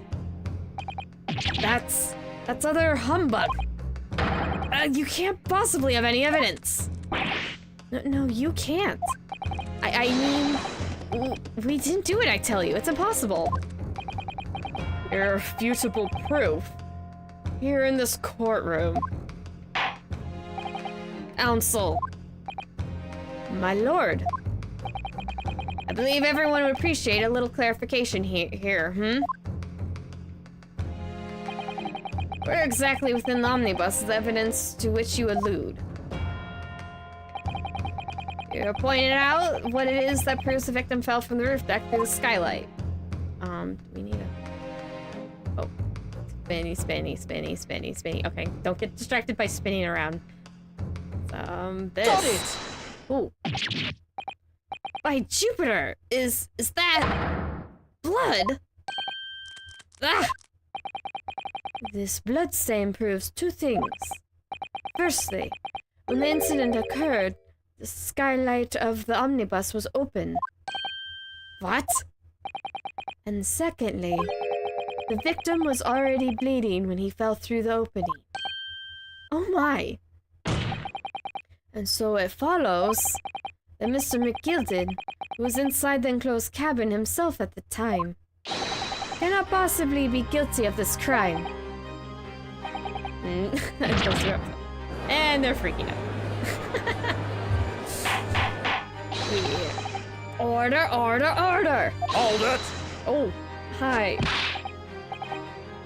But the blood could have sprayed up there when the fellow was stabbed inside the cabin. Only found its way to that one particular spot in the skylight. Sure, and that would be very convenient. Let's keep it in mind that the skylight catch can only be unfastened from the roof deck. I myself wouldn't have been able to open it now, would I? But... There's no way to know for certain, is there? That jet really fell through the skylight, I mean. Why don't you have a good look at the floor of the cabin between the two seats, Mr. First? It is all too plain, if you see. There's the aftermath that shows the poor fella dropped from a fair height right there, so it is. What? No! But it can't be. It's all... Hold it! Okay. My fellow jury members. I think we can all agree that this is clear proof of the defendant's innocence, can't we? I believe we can, yes, sir. It's clear to me now where the filthy rubbish can be found in this courtroom. So, they thought they could pull the wool over my eyes, did they? And she's furiously typing again. I won't tolerate any of the guild's carriages being sullied with blood. I won't tolerate it. Oh, I always knew the nice gentleman who gave us that delightful park couldn't have done such a thing. On 3 then, everyone. 1, 2... 3. Objection! Fancy. A chilling performance, Mr. McGilded. Oh, and what would you have referring to there now, Lord Van Zeeks? A blood stain on the frame of the skylight. Such evidence is null and void. What? Why? For one extremely simple reason. That smear of blood never existed. Objection! What? What are you talking about? There it is all to see. It is clearly blood. Objection! I personally attended Scotland Yard's investigation of the omnibus. Officers involved went over the carriage with a fine-tooth comb. So I can state with absolute surety,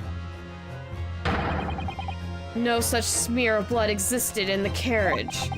At least, not until this trial began. But... Are you suggesting, Lord Van Zeeks, that the stain of blood was... fabricated, my lord? Yes. While this courtroom has been in session. What?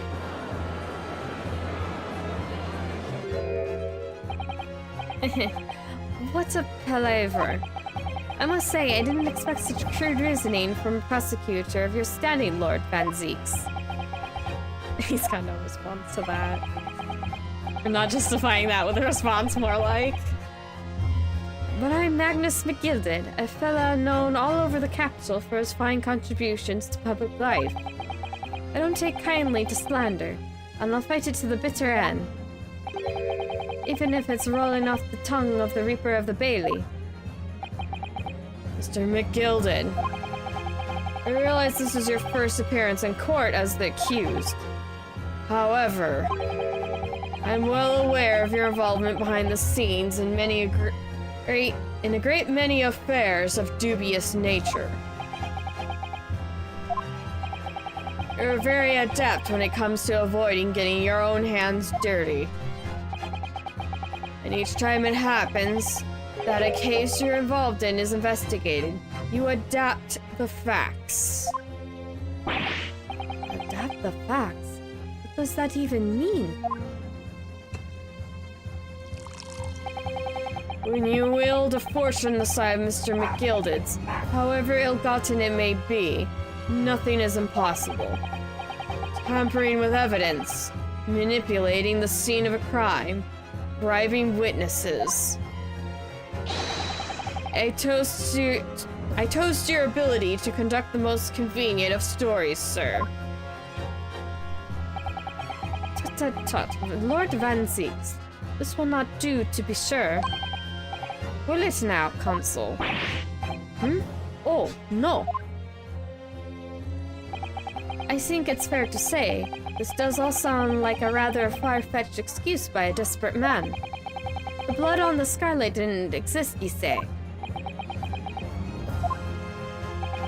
But, if yous will cast your minds back, it is not true that the omnibus there has been in the courtroom the entire time.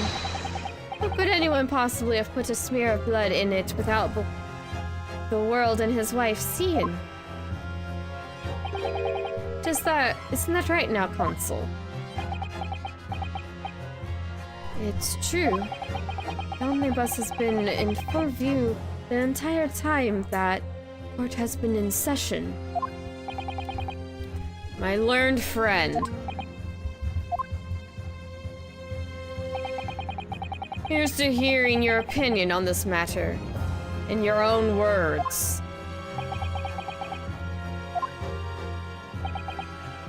As you wish. Could someone have tampered with the omnibus during the trial? If you ask me, I think could have been possible. I'm feeling this is the right answer.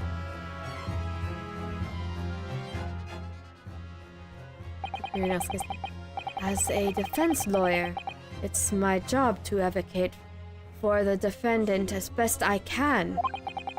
But still, I feel as though there's something even more important at stake here. There is no evidence to suggest that the defendant did as my learned friends suggest. However, in terms of having the opportunity to carry out the alleged tampering, there is one possibility. Oh! Good gracious. Explain yourself, counsel.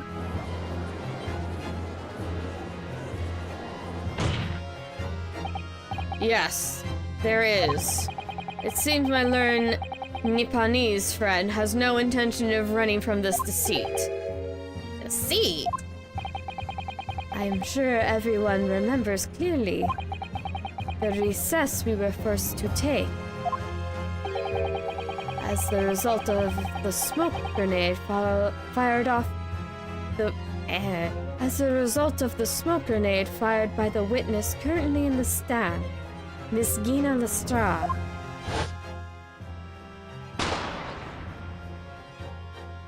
And it got really smoky. Flashback. What is going on?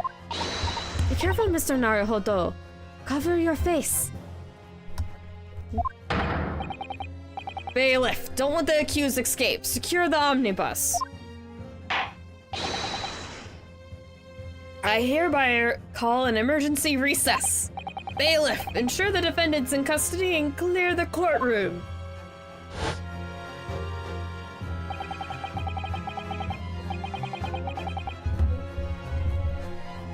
The courtroom was filled with smoke, and everyone was thrown into confusion.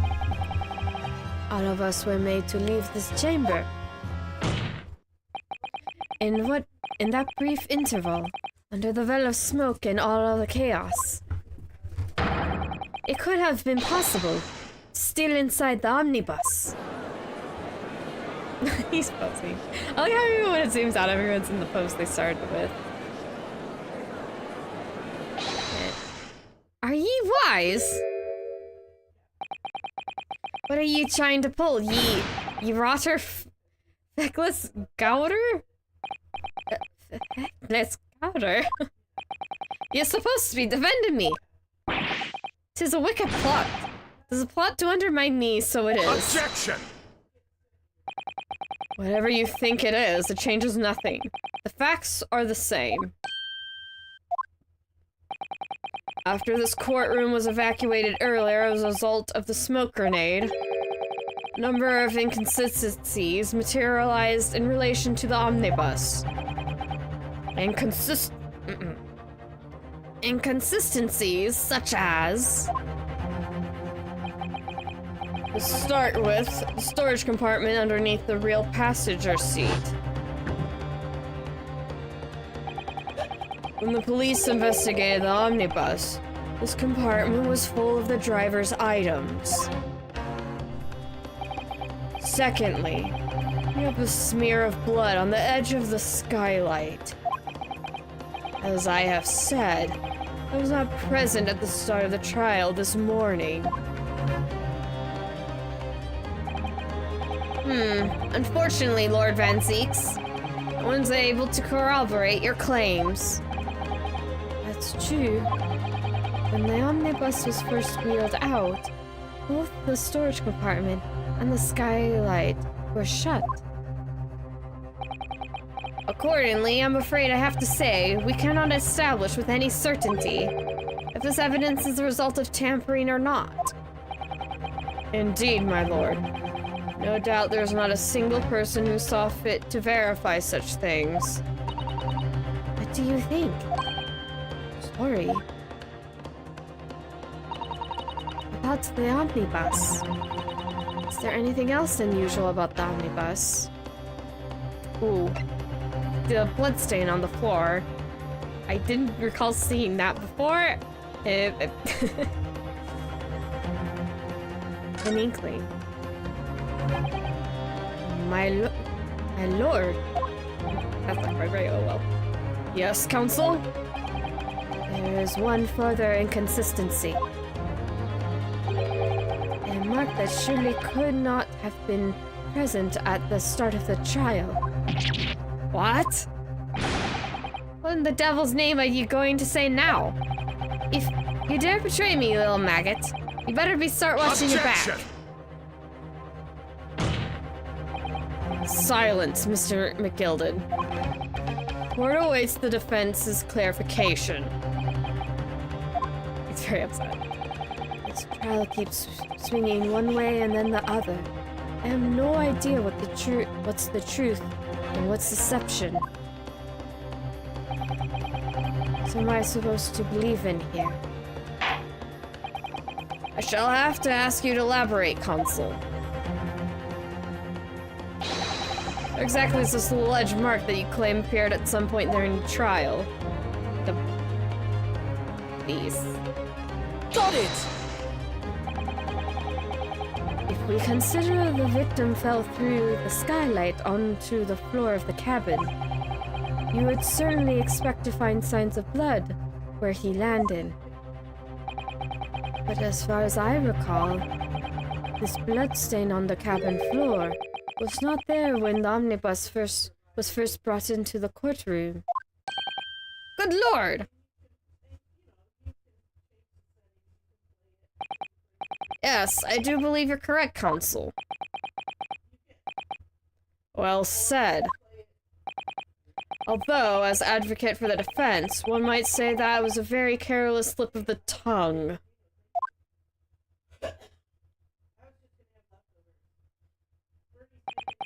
I believe that the blood stain on the floor is a decisive piece of evidence. But if the question is whether that evidence is genuine, or whether it was unlawfully fabricated by someone, I feel compelled to admit there's at least a possibility that the evidence is fake. Ooh, it's really quiet now. Everyone's kind of stunned silent, I guess. Oh, are they gonna erupt in a bunch of chatter after this? Oh gosh, yeah, McGilded is not happy. This trial is over. Mr. McGilded? I've done everything I possibly can to cooperate with the court, but it's all over now. But you're the defendant. 'Tis over, I tell ye! He's not a good man. Oh gosh, that's not a face of a good guy. Memory, recollection, what people think they saw. 'Tis all nonsense. Facts are what counts, and the fact is, the bloodstain is there. Now. Well... And over the course of this desperate trial, long and extremely drawn out as it's been, a good-for-nothing Reaper of the Bailey has failed to present any decisive evidence at all. I'm scandalized, so I am. I'd thought better of Lord Van Zieks. Well, my lord? I must concur with the defendant. Unaffirmed recollections of an individual cannot stand as evidence. This moment in time, the peculiar bloodstain in question is very much in existence. In the absence of any credible method by which to prove its alleged previous non-existence, I regret to say it would be improper for this trial to continue. Your lordship can't be serious. Lord Van Zieks, what is your position? A prosecution, my lord? There's no further witnesses or evidence to present. Very well. In that case, I believe we have explored every possible avenue in this matter. I shall proceed to my adjudication. As formally, I am of course obliged to confirm with the defense first.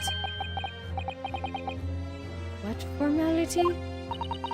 Is things stand at the moment, it would seem Mr. McGilded would be found not guilty. Yes. Which would mean we've won. Is that really the right outcome here? Is that really alright for the trial to come to an end now? All these unexplained inconsistencies. Counsel for the defense. Closing statement, please.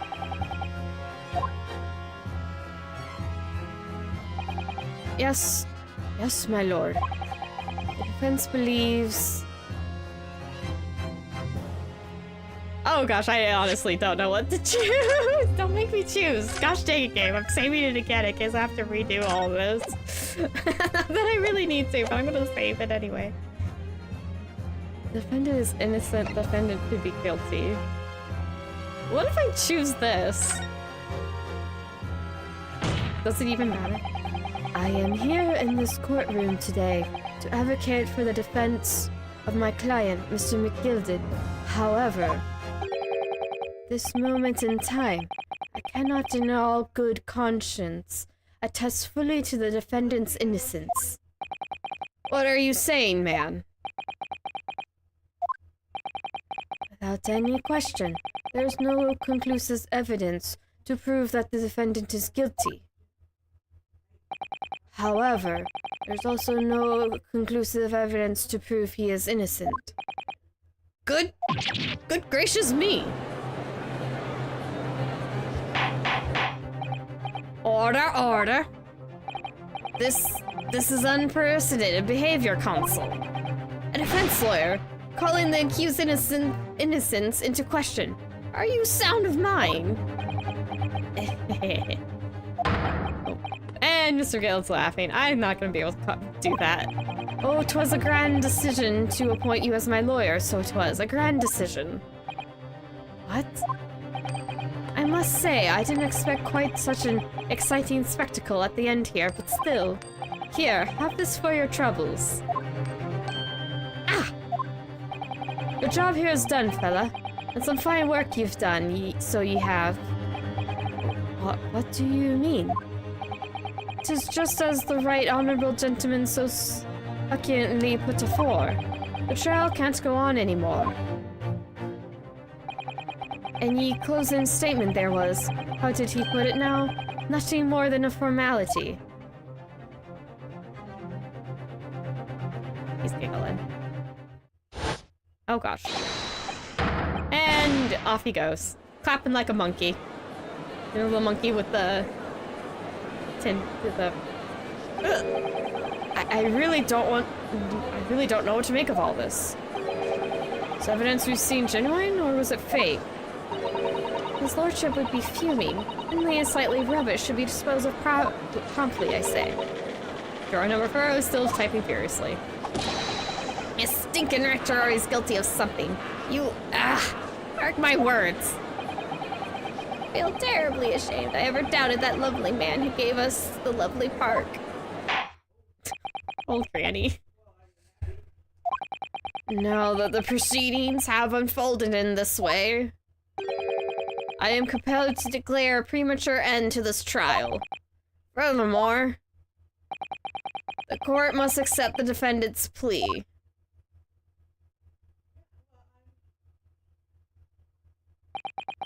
I thank you kindly, my lord.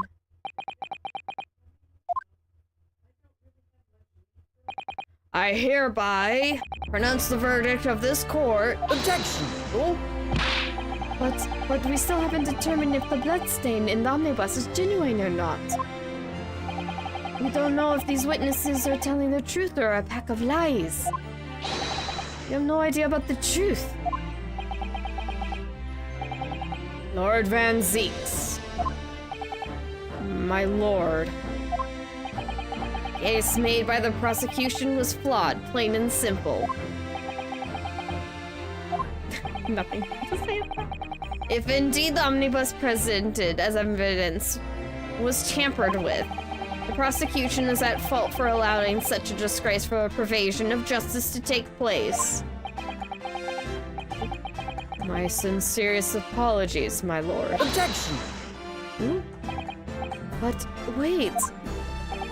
When we were evacuating from the courtroom, Lord Van Zeeks ordered the evidence to be secured. Orianowski is protecting Van Zeeks' like honor or whatever you want to put it. However you want to put it. I'm afraid the prosecution cannot shun responsibility in this manner. That's so unfair. The culpability of the defendant has not, at present time, been established by this court. Consequently, the jury will not be required to prefer judgment. What? Well, Lord Van Zeeks, it has been a pleasure, so it has. As for you, my dear fella, I couldn't have asked for a better defense.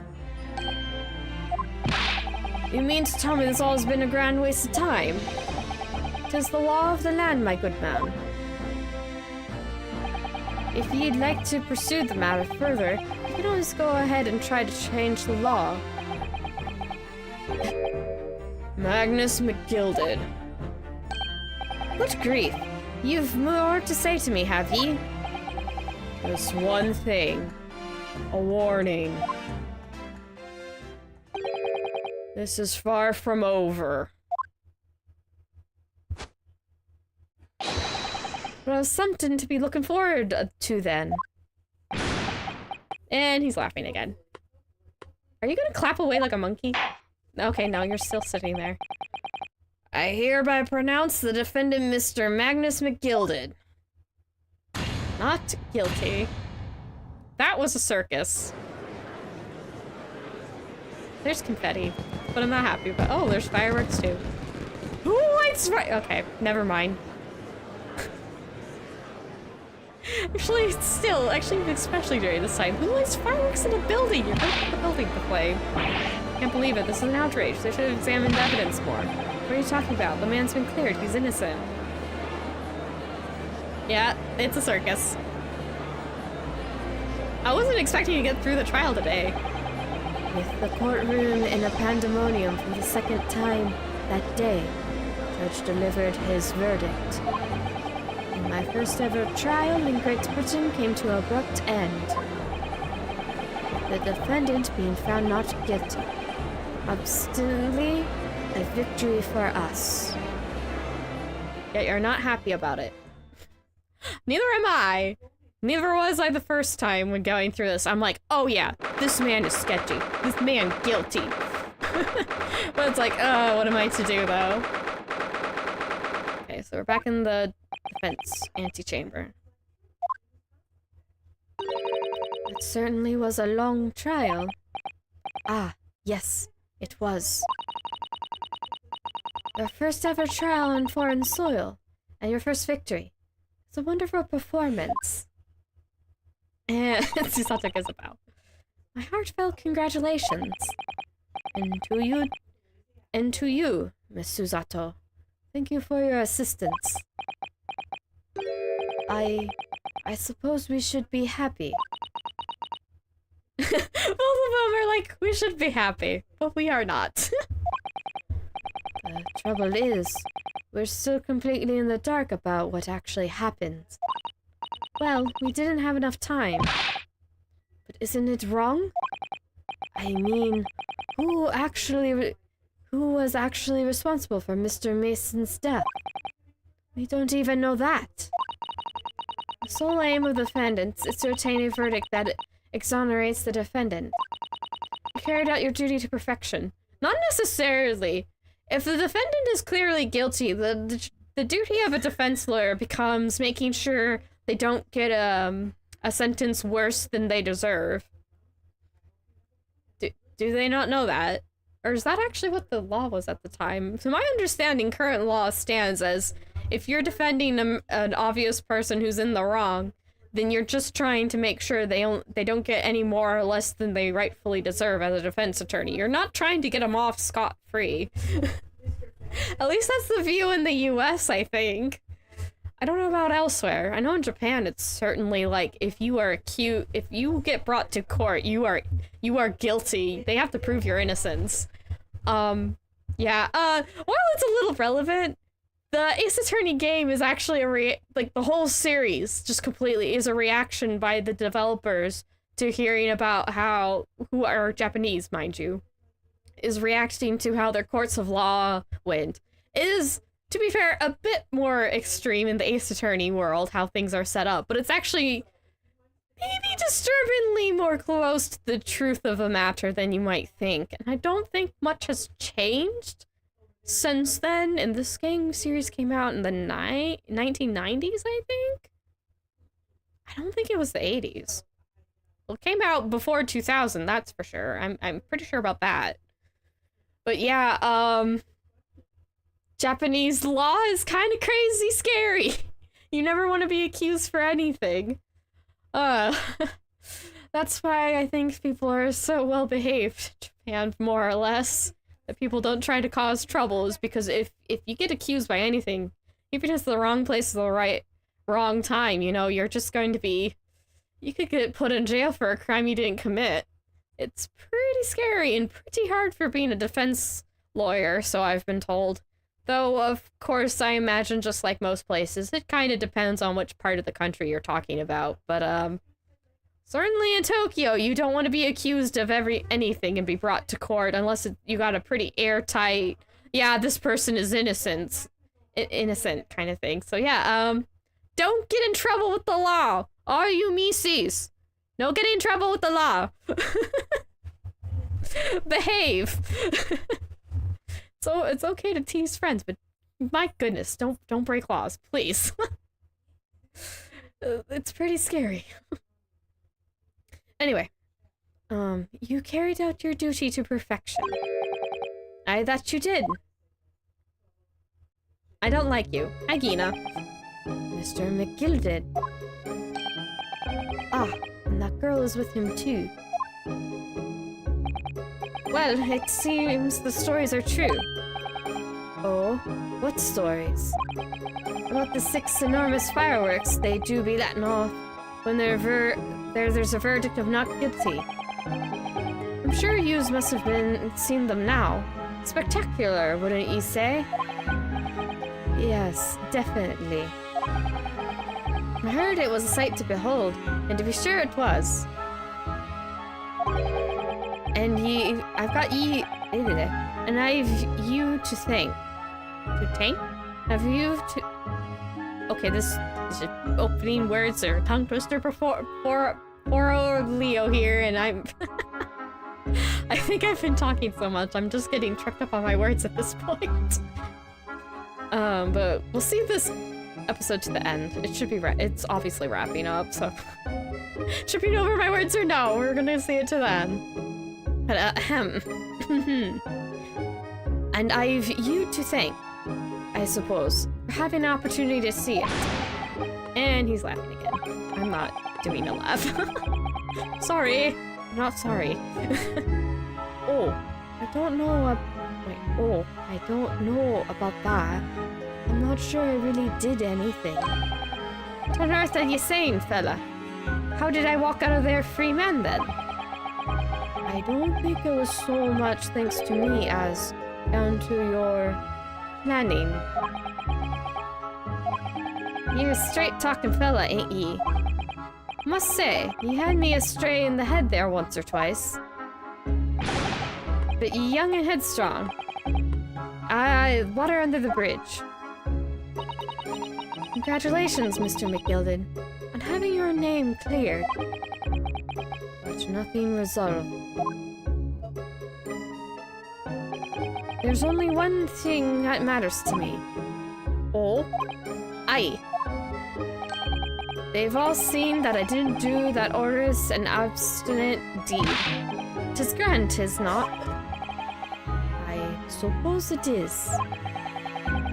Now fine fellows of Scotland Yard can take matters hand and sort any wee details.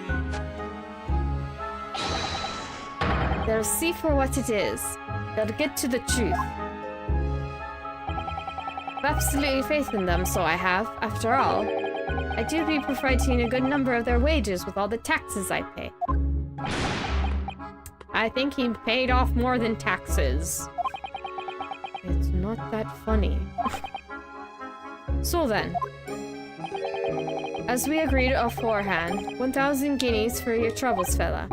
Oh, no. I couldn't possibly accept that much. Ara, be worse. Ye be humble people, are ye? You from the east. Well, if you insist.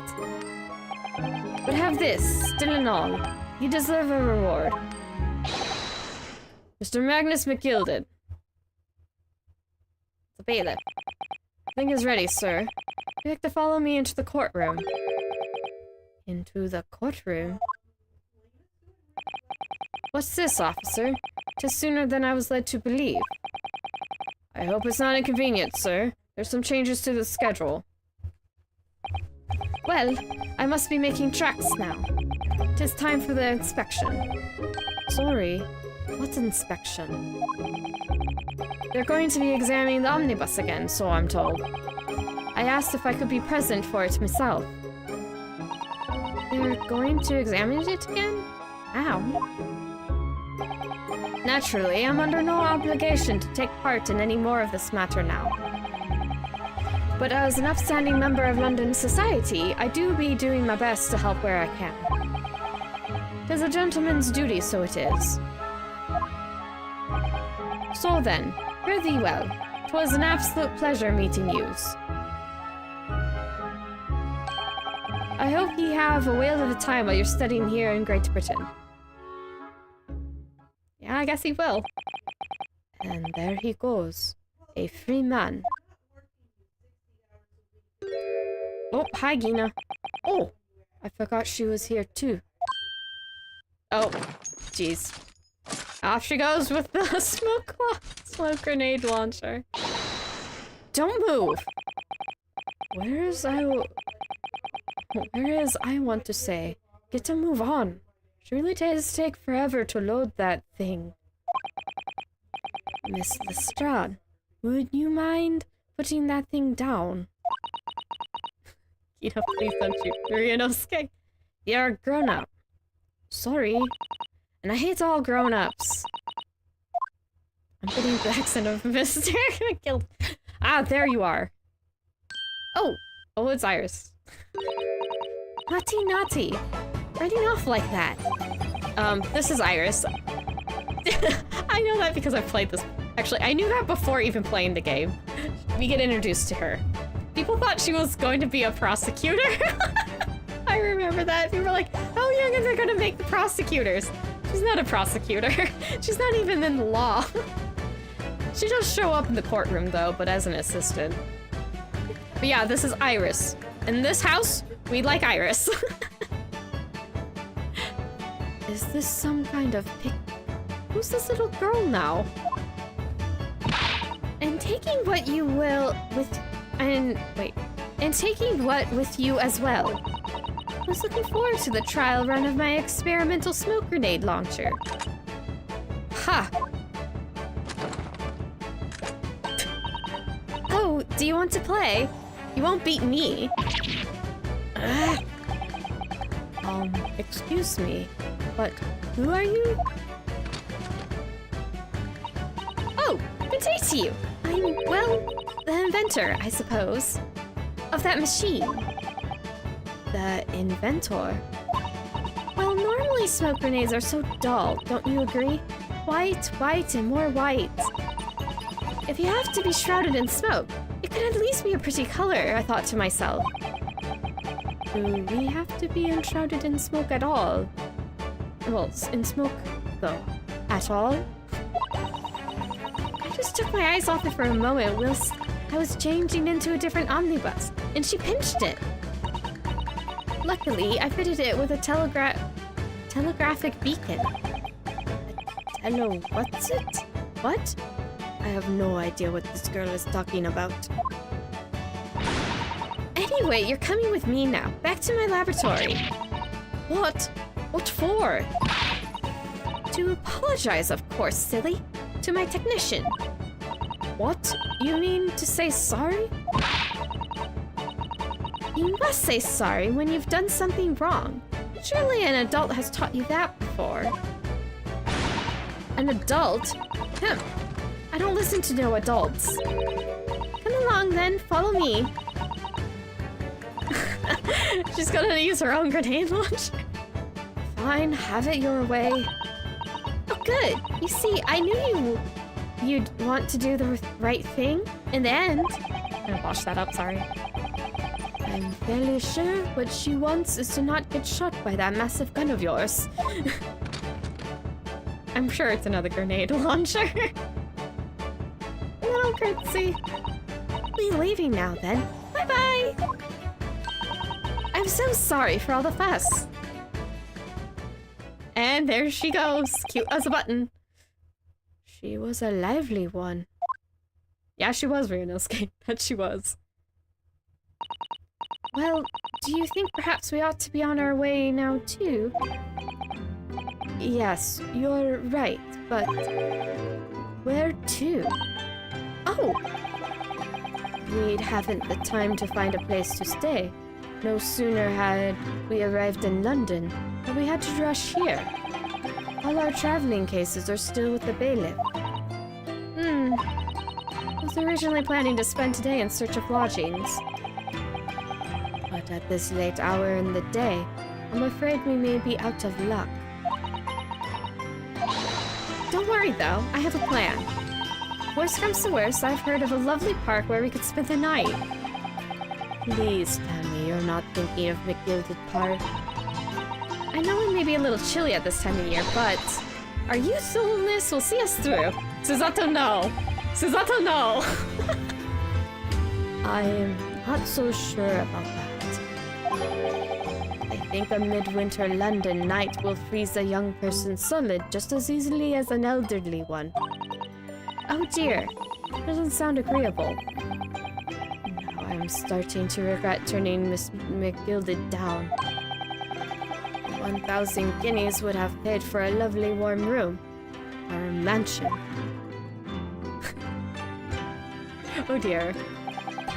And so, the trial to determine my worthiness for the study tour was over by the end of our first day in London. However, as we were soon to learn, there were more trying times ahead, just as the Reaper of the Bailey had warned.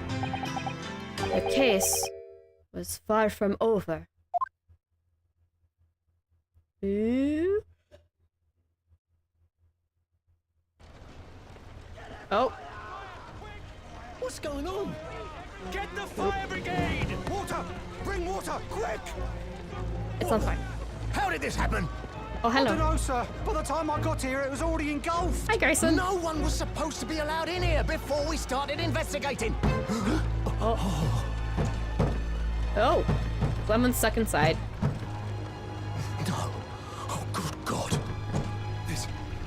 There's someone in there. Oh, hi, Judge. Oh, this can't be. Oh, hello, Mr. Reaper of the Bailey. Benzeeks! You gotta see his face.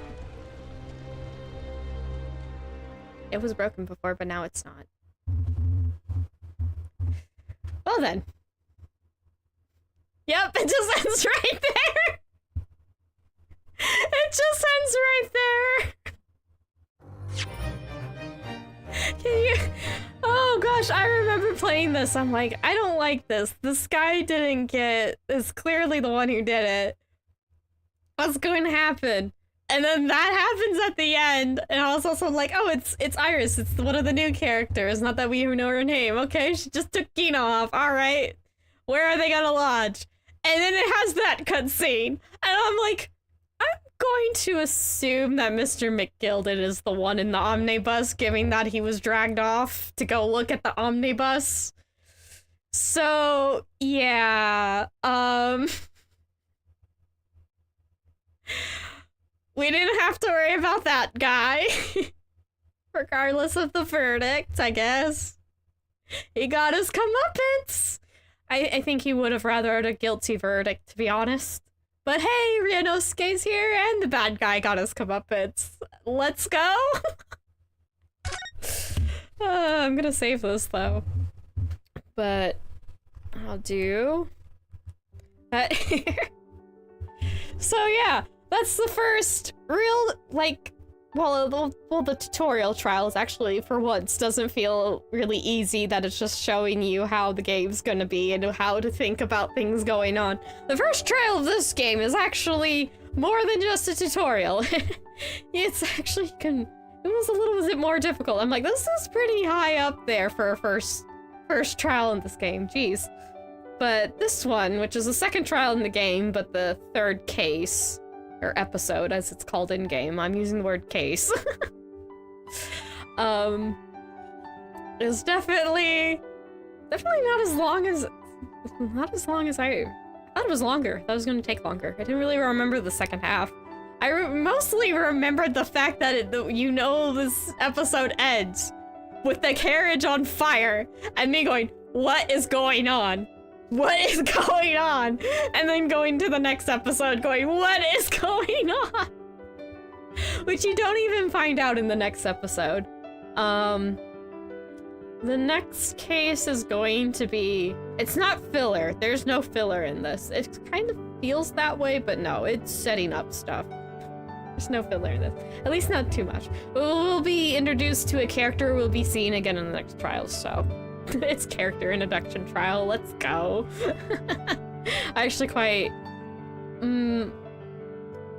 what was this? It's one of two cases, but I can't quite remember which one it is. Because my brain now works, and they're kind of similar. There's a lot of similarities between two of the cases, between this one and another case, so I'm like, I can't remember which goes first and which goes second. All I can remember is this is an introduction to a character that's referenced to a Japanese literature figure. So, I placed your bets, I guess? If you want to leave a comment guessing if you don't know the game. So I guess when I get around to... It's gonna be Friday, so a few days from now, if you're watching this live or the day of. So, we'll be starting that case. So that will be that. I was not expecting that. I was expecting this to take one more trial, but okay. This trial was shorter than I remembered. I suppose that's good then. We get to more of everything. So the next case is the fourth case, and then we have the fifth case. I really like the fifth case. Of course, the last case in the game, because this is going to be... The fifth case is going to be the last one in the Great Ace Attorney Adventure, and then there's the Great Ace Attorney Resolve. And Chronicles is both those games put together, so there's 10 cases in total for everything, but each of the fifth cases is the last in their respective games. So we got 2 more cases left from the adventure side of things, and then we'll be on to the Resolve side of things. And unsurprisingly, Resolves really kicks it up a notch, even more so than Adventure. My goodness, every single case in Resolve is a doozy, and it's already pretty nutso in this one, so, you know, hope you keep watching. Or you get the game yourself. I'm not gonna be offended if you get the game yourself. Honestly, worth it. It's a good price. It's like picking up and reading a good book again when you're playing through the game. But anyway, my throat is certainly tired out from doing all the voices, so I'm gonna wrap it up here. If you did like the video, I would appreciate any likes. It does get the word out more, so maybe we can have more painted Mises and have more fun, and maybe I can do some more things. You know, some of the things, there are some things I want to do, but I'm like, I don't think there's enough people who would want to participate for it to be worth doing. Unfortunately, but I guess the little Mises, I do wish to put on some things that you can interact with more, but it's a little hard to put on things if no one participates. Anyway, that's neither here nor there at the moment, but let's see if we can get the word out. Like, comment, subscribe, see if we can get more more people to join in on the fun, more people to see the fun games we can play together. And yeah, that's it. I will be seeing you with more Great Ace Attorney on Friday, but for the next 2 streams, and you can check my schedule on the community tab if you want to look up what I'm doing for currently. I always have the latest schedule up. I do like my schedules. It lets you guys know what I'm doing, but the next couple of streams are going to be one shot with Nico. And I think within those next two, we should be able to get through all of one shot. At least I'm certainly going to try to get it to be that way. But for now, I hope you all have something to look forward to and have been liking what's my live streams so far. And if you've been watching this far, very much thank you to listening to my ramblings. And for now, I must bid you all farewell with a bye-bye. And I hope to see you some other time.